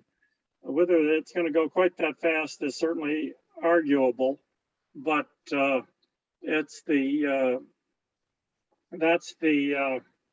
argument that he gets from projecting out these mathematical curves. What I wanted to do to try to bring things together for this course is to look at bringing together a number of different things: environmental futurism, depletion of resources, economic cycles, something we've looked at. We haven't looked at generational cycles, but there is the idea that you get a more active, innovative generation every 50 years, and then you get a more conservative generation. So there's this alternation of generations. Technological innovation we've talked about. Geopolitical futurism. It seems the global population will reach about 9 million by 2050 and level off. Recently, there's a new projection. George Banziger sent me this. It might reach 10 million. That's not million, it's billion. It's a mistype on my part. And level off for the rest of the century. Peak oil from conventional sources might arrive at 2030. With fracking, it can go on longer. And we're probably going to cut off oil anyway because of warming. Coal will last for the century. Temperatures will increase 3 to 4 degrees, and sea level will increase 1 meter. Those are projections one might make. The problem is they're tied together. If we keep using coal, and they're still building coal burning plants in China at a very rapid rate, that's what causes the temperature to increase. If you look at the economic waves, the Kondratiev waves that we talked about, they may be paced by a 55.3 year lunar solar cycle. If that Kondratiev wave thing is accurate, we should have a trough between 2007 to 11, a peak in 2036, a trough about 2065, so that keep going up and down. Periods of technological evolution come in the decade after a peak. So we would say the 2040s and the 2100s will be peaks. In terms of generations, the 2030s should see the emergence of an active idealist or prophetic generation, followed by a reactive one in the 2050s. Politics is much harder to predict. In Friedman's Next 100 Years, a 2009 book, he predicts a new Cold War developing between the United States and Russia in the 2010s, which has already happened. This book came out 10 years ago. He thinks China is going to fragment with internal conflicts as its economic boom busts. There are some signs of that happening now. Turkey, Poland, and Japan become major powers. Mexico is going to become a major competitor for us in the Northern Hemisphere. We end up in a struggle with Mexico for control of the North American heartland. There's a war using, so it's become much like a science fiction story. There's this other one, the 2034 novel of the world that I mentioned earlier, which is a war between us and China. In terms of industrial technological revolution, we have the Industrial Revolution, the Age of Steam. We look at these cycles. These are when these things erupted. These are 50 to 60 years apart. The next age is due in the 2030s after Kondratiev peak. What I do find is that these things tend to overlap, and you end up with the same period. So based on the synchronicity of the approaches we have examined, we can predict a technological surge in the 2040s. This technological surge could be the singularity described by Kurzweil and others, if it includes the development of true thinking machines with human level intelligence. Even if this is not accomplished, there will be a very rapid advances in fields such as nanotechnology, alternative energy, biotechnology, and genetic engineering, which would be enough to sustain economic growth for another cycle. So if the singularity doesn't come in the 2040s, it might not come till the 2100s. Ben doesn't want to wait that long, particularly Ray Kurzweil doesn't want to wait that long. Ray Kurzweil wants to live to see it. And he thinks he's going to be able to download his brain into the computer and become immortal. And in order to survive long enough, he is taking all kinds of supplements and vitamins and minerals, and I think he takes hundreds a day, and maybe he's given it up. Ben knows him personally. He could talk more about that. According to Ben, he seems to be aging just like anybody else. He doesn't seem to be living too long. Ben is aging too. It's hard for me to believe that I have a son who's in his 50s. He wanted to have himself frozen so he can be unfrozen at the time of after the singularity. He's trying to talk me into getting myself frozen. I'm afraid if I live too long, I will be blind and deaf, and that's I'm not sure I want to live that long, but that's what's coming. Ben is still a great believer in artificial general intelligence, which is going beyond simply intelligence to do one particular thing. And that's a big debate that we can look at. Is that going to happen that way, or is it going to happen in specific ways? Now, the people who tend to say that AI is impossible, they tend to think it's biological, that we would have to imitate everything that the brain does. That tends to be what Kurzweil thinks. So we will get an understanding of the brain, which is still rather permanently understood at this point. And then we will be able to build a computer that does the same thing as the brain.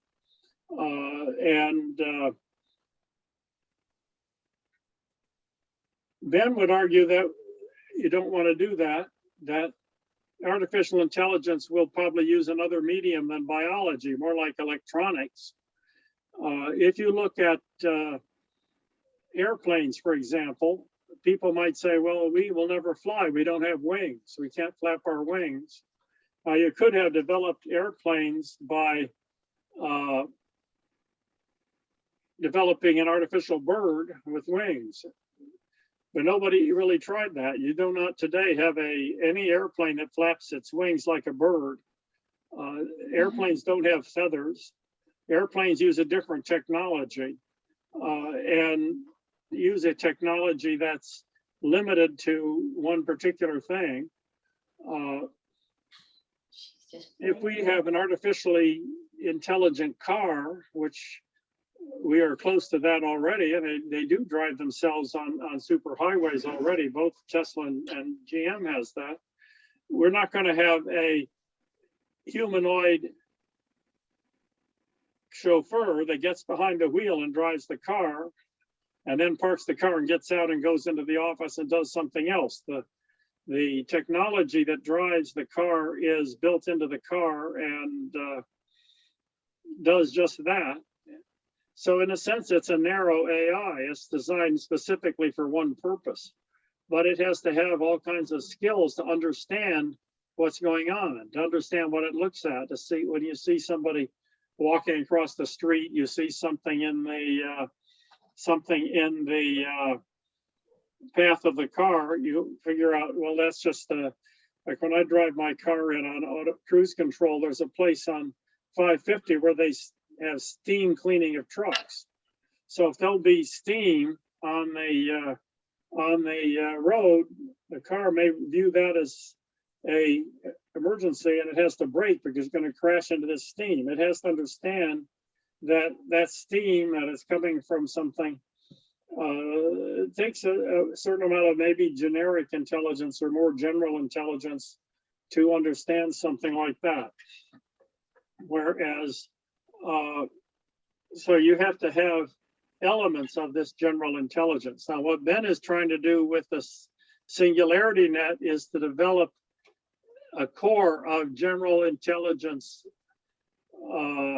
capabilities that can then be applied to different things.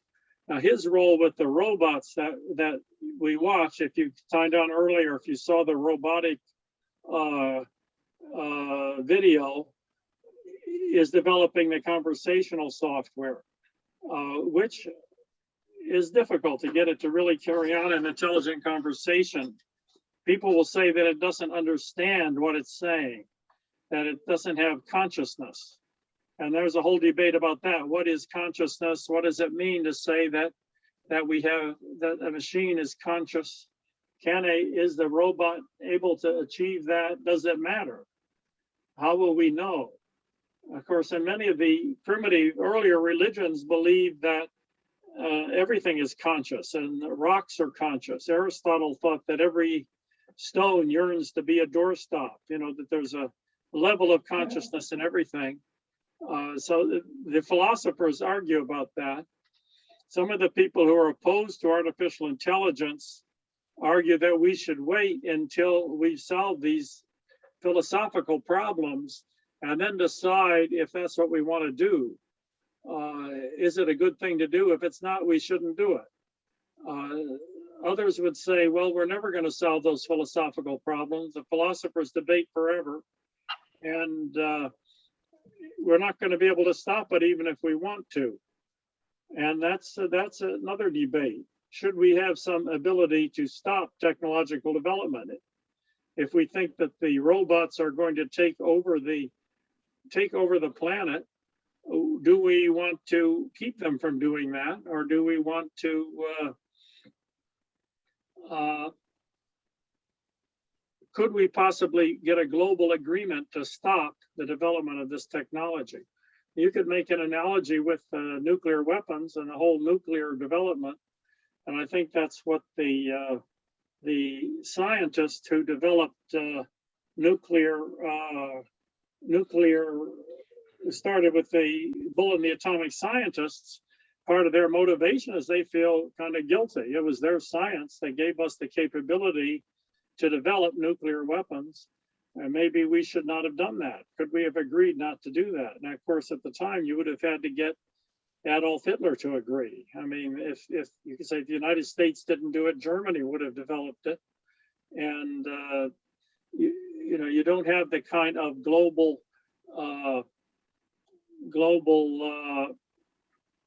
agreement that you need to bring something like this about, to control the development of a technology. Maybe there's ways that we can make sure that it is positive. Another thing I could look at would be fictional treatments of the singularity. I'm writing one myself. I have a presentation on that, but Ben promised me he'd come on at 4:30, and he should be coming on soon. He's usually late. I asked him to be on time, but he told me he would be on time, but he's not here, son. Let me send him an email. I just sent it to him.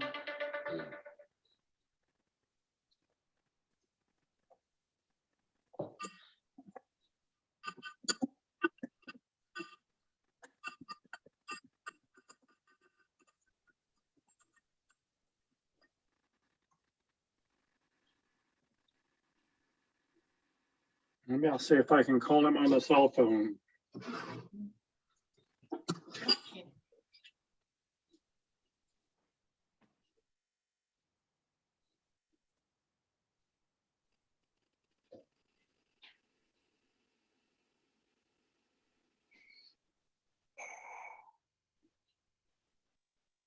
I very seldom call him. I usually just send email, but I believe I have a cell phone number for him.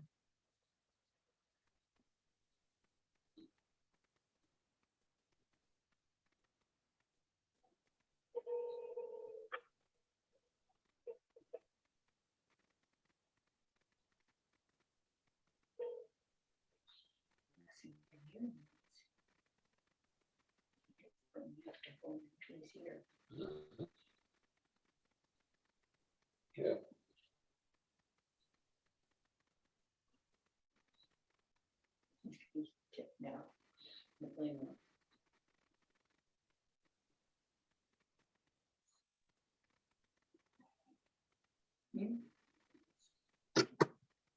Well, there's the voicemail and his box is not set up yet, so we can't do that.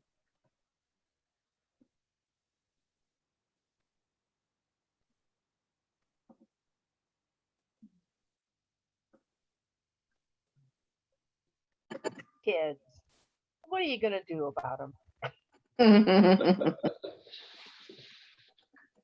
He needs to get the artificial intelligence set up for him. Help me, Sophia. You're my only hope. I got it off mute. Better mute it again. He's not there.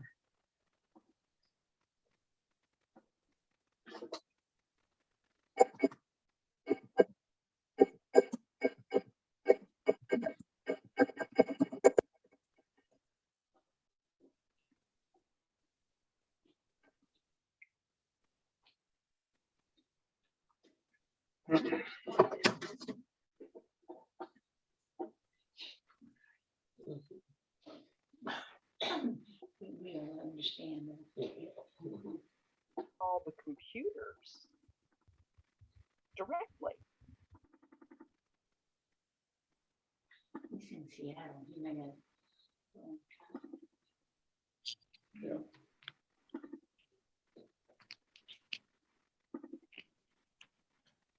Hello. There he is, Ted. There he is.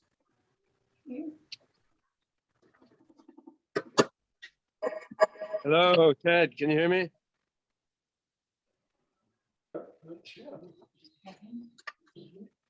Yeah, we can hear you. He's Great, been here. I saw he looks like he's joined us. There he is. Yeah, I'm here. How's it going? Well, we were waiting for you to show up, so I'm glad you're here. Let me. I have shown up. Yeah. Greetings, everyone.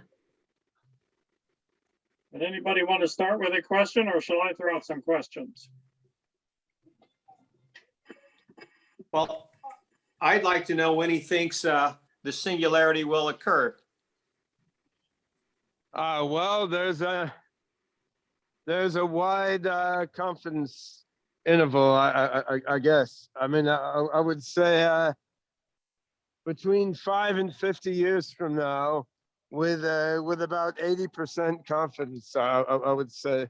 I mean, I think Kurzweil's idea of 2045 is not stupid, but it could be 5 to 10 years from now also if things progress faster. I mean, but it's easier to predict what will happen than exactly when, of course. Okay, there you left yourself open there. Tell us what will happen. Well, I mean, it's easy to see that AI will become more generally intelligent than humans, and that material scarcity at the level of what humans need every day will be cured, and that disease and aging will be cured by, science solving molecular biology. So I mean that the trajectory toward solving death, aging, and scarcity, and making superhuman intelligence. These are all things that it's clear what sort of thing we have to do to achieve them with the extensions of current technology. And it's pretty clear to me these things are decades and not centuries away. But then whether something is 1 or 5 decades away depends on a lot of contingent factors like funding and politics, and then sort of the lack of scientific and engineering discovery. I mean, what's not as obvious is, how widely distributed these advances will be across humanity, or sort of what is the ethical outcome for people. That to me is less obvious than the imminence on the historical timescale of these singularitarian technology advances. So Ben, most of us are of an age closer to your father. I, for example, am just 1 month younger than your dad. What do you think we can do in our limited lifespan to adapt to the imminent singularity? Well, so yeah, try to stay alive as long as you can. I mean, what if the singularity comes in 15 years? It would be a shame to expire just a couple years before that point, right? I'm also a member of Alcor, so if I were to die tomorrow, I will be cryonically preserved in liquid nitrogen, and then my kids have promised to defrost me once the technology is available. So I've had 5 kids now. I'm producing more and more, hoping one of them will want to defrost me, right? But yeah, that's about being able to benefit from a singularity once it comes, of course. In terms of adapting to the singularity as it unfolds, I mean, I think that's increasingly demanding on everyone, right? Like, this is the first time ever you've had multiple science and technology revolutions within an individual human lifespan. But I mean, obviously, keeping up with new things and learning about new things as they develop is good for everyone's mind and body anyway. But the demand for that is going to be more and more. To obstruct the throw wrenches in. My connection got bad and I missed whatever was just said. Let's try again. It looked like Paul Held was saying something, but I didn't, maybe he was. Well, I was just going to say what I was listening to that. It was quite a chilling forecast. But never mind. Cryonics is a chilling forecast. Yes. Well, better frozen than rotten is what I say. Yeah. Well, okay. Yeah. Well, here's my thinking. I mean, it looks like we have a lot of potential environmental catastrophes, sort of cross referencing with all of these very positive forecasts, such as climate change and the political disintegration and so on. And I guess my question is, what do you give the percentages of the singularity occurring before Armageddon? I mean, climate change is not, in my view, a direct existential risk to humanity or something that could stop the singularity. I mean, I think, we're extincting a huge amount of species, which is unfortunate and an ethical issue. This is like the sixth major extinction of life on the planet, but this is the first one that is caused by one particular species rather than than by natural disasters and so forth. So yeah, we're extincting a lot of species, and of course we're polluting the environment, which makes life unpleasant. But I mean, if that global temperature goes up by a number of degrees over the next few hundred years, this is not going to kill all humanity or prevent progress toward the singularity. I mean, it will cause flooding in coastal cities in the developing world and cause a lot of problems. But I don't see how that will stop the singularity from coming about. Now, World War III could stop the singularity from coming about, or massively slow it down, right? And I mean that's there's a lot of science fictional scenarios there, and that I mean, and you it's hard to predict the odds there. And of course, as narrow AI and nanotechnology and robotics and so forth develop, these are all tools that, you know, nation states can better use to wage war against each other, so that, and to surveil each other and so forth. So there's in a way, you could view there as being a race of technology being used for destruction versus being used for positive things. I mean, I'd say now, though, the more advanced uses of AI are really in the advertising industry, like Google and Facebook, and in Wall Street, and the military is falling a bit behind. I think partly because the margin for error in military applications is low. Like I lived in DC for 9 years and worked on military and intelligence AI in an earlier part of my life, but they need AI that will follow doctrine, right? And if you're trying to work toward general intelligence, you need an AI that can make mistakes as it learns, and that doesn't fit that well with military applications. So it might be for that reason the military applications of AI tend to lag behind commercial applications, which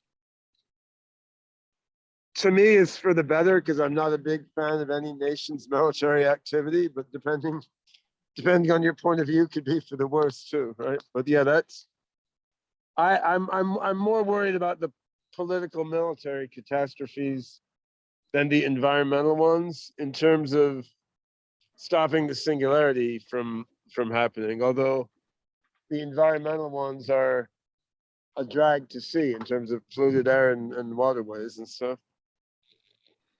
What do you think of the argument that the AIs themselves will exterminate us, that they'll find humans to be extraneous or drain on the system? They won't need us anymore. You know, Elon Musk and Stephen Hawking and people have raised that concern. Well, you cannot rule out that possibility, right? I mean, I think the odds that AIs just want to kill people because they don't like people are very low. But in the metaphor I've often used, like when we're building a new house, we don't sweat too much about the loss of life of ants in the ground that we roll over with our construction machinery. I mean, we squash the ants and close off their ant hills, and it's not that we hate the ants, right? We just don't really care. And if they infest our house, we may then exterminate them, right?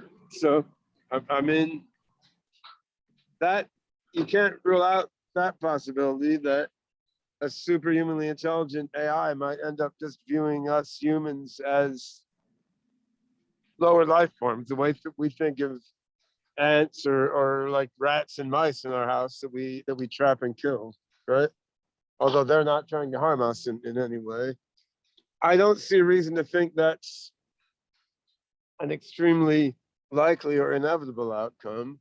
It seems to me that probably depends on, you know, the upbringing of the AGI system itself, right? So I mean, if you my working hypothesis is if you bring up an AGI system so that it's learning how to be a mind and learning about itself and learning what to do in the context of helping people and interacting compassionately with people, like doing education, doing elder care, medical discovery, collaborating with people on arts and music. But I mean, doing positive things with people rather than say killing people, spying on people, or trying to convince them to buy stuff they don't need. I mean, my working hypothesis is if we give a positive upbringing to the AGI, as it becomes more and more intelligent, it will probably remain positively disposed toward people. Now that doesn't mean it'll do everything we want. Like I'm positively disposed toward most animals, but I mean I'm gonna build a house and still cut down some trees that squirrels live in, right? But I don't think those negative outcomes are an inevitability. I think there's an idea of like nature red in tooth and claw, like the superior species will kill the inferior species, and I think that's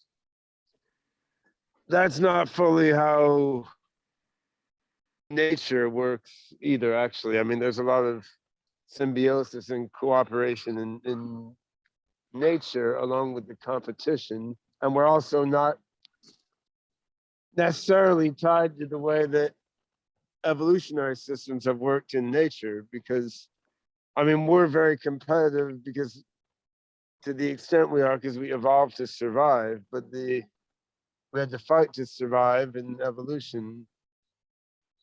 I mean, an AGI system, we're not necessarily going to create a huge population of AGI systems that have to fight to survive, so that the strongest and most vicious will win, right? We don't have to create that sort of situation. So I see why they're afraid of that. I see why they think that's possible. I don't see why you would think that's especially probable, but we have to admit that there's a lot of uncertainty.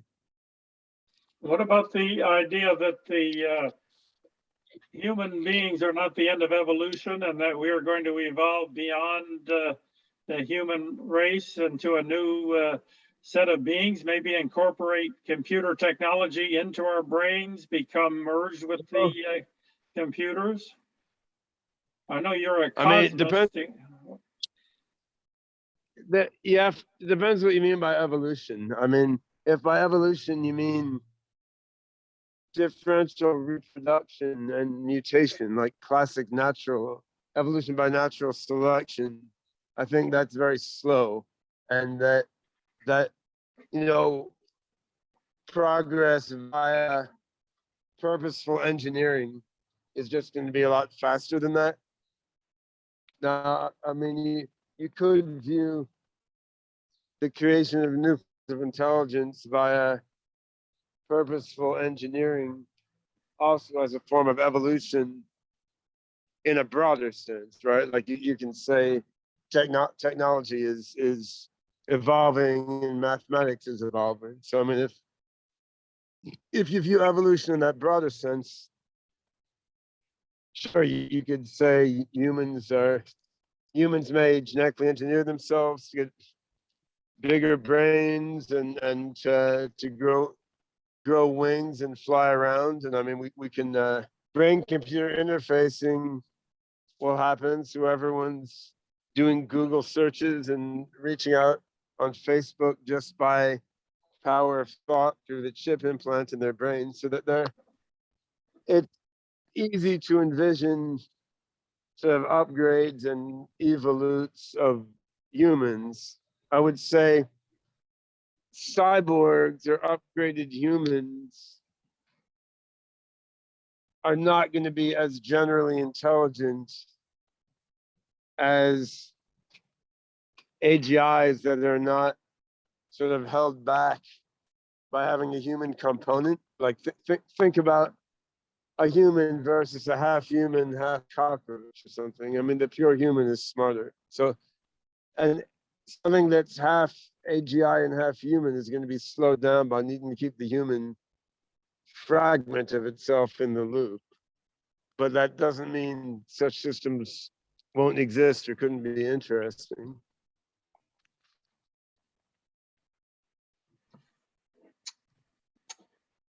All right, I talked to Ben a lot, so I'd like to know if any of you have questions or ideas. I have heard his ideas before, though they keep changing, but who would like to, don't be embarrassed if your idea is not advanced or something, doesn't matter. Well, how will humans practically interact with artificial intelligence, Ben? I mean, just what is the logistics of that? Is it going to be through robots, or what's going to be the human AI interface? I think what will happen in practice is there will just be sort of ambient intelligence in the environment through many different interfaces. And I mean, this has been explored in science fiction a bunch of times, say in Ian Banks' culture novels, and in, say, Werner Vinge's book, Rainbow's End, which is a near future science fiction novel.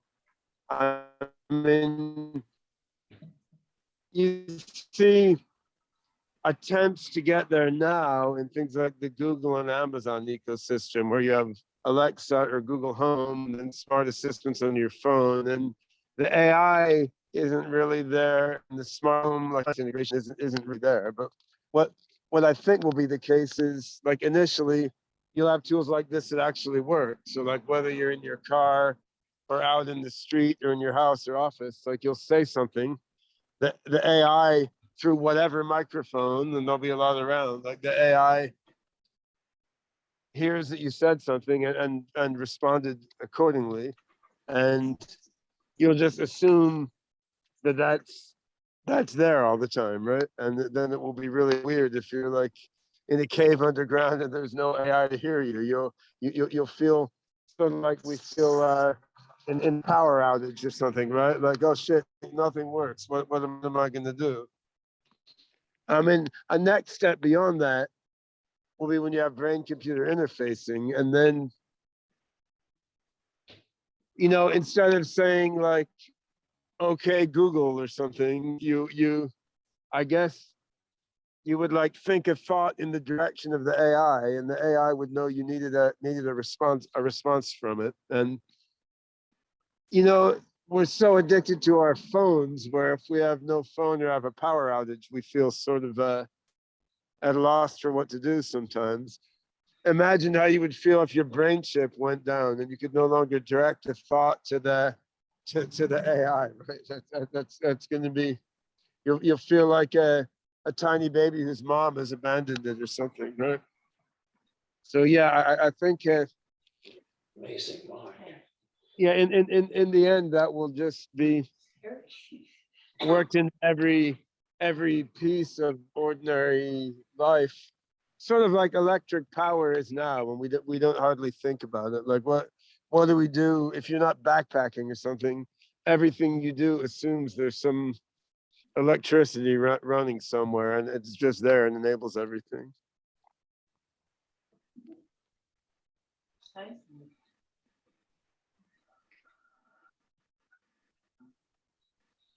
Well, it's 3 minutes till 5. We could go a little over if people have questions. If anybody has the last minute topics they'd like to bring up. Well, I'm curious to understand of the folks in this class, like how plausible do you guys find this line of thinking? Like I'm used to people thinking I'm nuts, so I don't mind if you think this is sort of hyper optimistic fever dream that I'm spelling out here. So yeah, I'm curious. Do you guys think the notion of a singularity is plausible? Do you think a singularity in the next 50 years is plausible, or do you think we're sort of self-deluding techno geeks of some sort? Well, I personally think it's inevitable. I don't see how you can stop it. You know, the technology train just keeps on going. And I guess the only question that I have is, you know, what's going to be the end result, which is the question everyone has. But I don't think that your basic thesis is obscure or obtuse at all. I think it's right on the money. Anybody The want to question take I the have opposite is- position? Yeah, Jim is usually the opposite. One question I have is, will the political environment and public officials be able to keep up with the exponential change? No. Right now, it seems they cannot. Yeah, I think we all know the answer to that one, right? Yeah, that's an easy one. And I guess in the end, what has to happen is politics becomes sort of like student politics in high school, where you're electing a class president and the students meet and discuss about stuff that doesn't really matter. Well, the actual decisions are all made elsewhere, right? So I suppose political systems may continue because people like the feeling and theater of it. But once you have AGIs with greater than human capability, they will be making more the important decisions than the politicians are. But yeah, in the transition to that state, it's hard to see how current political systems are going to be capable of making the difficult, rapid fire decisions that will be necessary. I mean, it might be that the dictatorships in China and Russia are better able to handle it than the US, just because you have like one guy who has a lot of power and can respond very, very rapidly. But those systems obviously have a lot of other problems. So my best guess is when the rubber really hits the road and the singularity starts unfolding quickly, governments are going to be looking on like, oh, what the fuck is happening? And then they'll be sidelined. But of course, there's a lot of nasty, like, apocalyptic scenarios that could happen in the middle there, which really we AGI researchers are not too much better at thinking of than a thriller author or anyone else, right? Because that's really about like how will power structures respond when their obsolescence has become apparent and they don't have mechanisms to respond on the timescale with which things are developing. That's that's going to be very interesting. And I'm more optimistic about the beneficial nature of the ultimate outcome than I am about getting to that outcome without a lot of trouble along the way, because getting to universal abundance means removing some people and organizations from their position of having more abundance than everybody else, and they won't like this. And how that pans out in terms of social or legal or military dynamics is I cannot foresee at the moment. That is my dad's area of specialty, so I will let him explain that to you.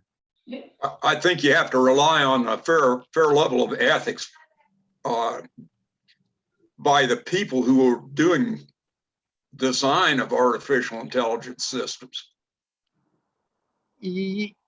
That's also true, but and that may not happen because, I mean, if it's Google or Alibaba that designs the first AGI, the ethics is questionable. But yeah.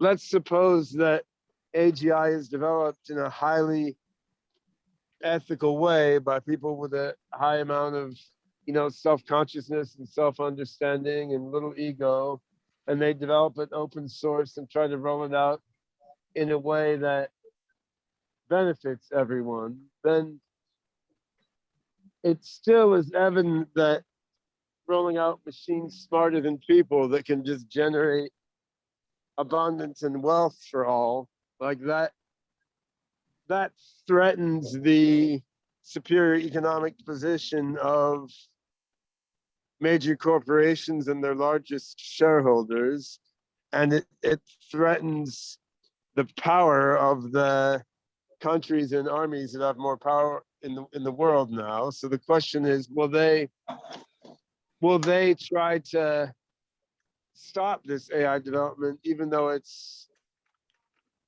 benevolent, because they're genuinely afraid of the risks, or because it threatens their own power?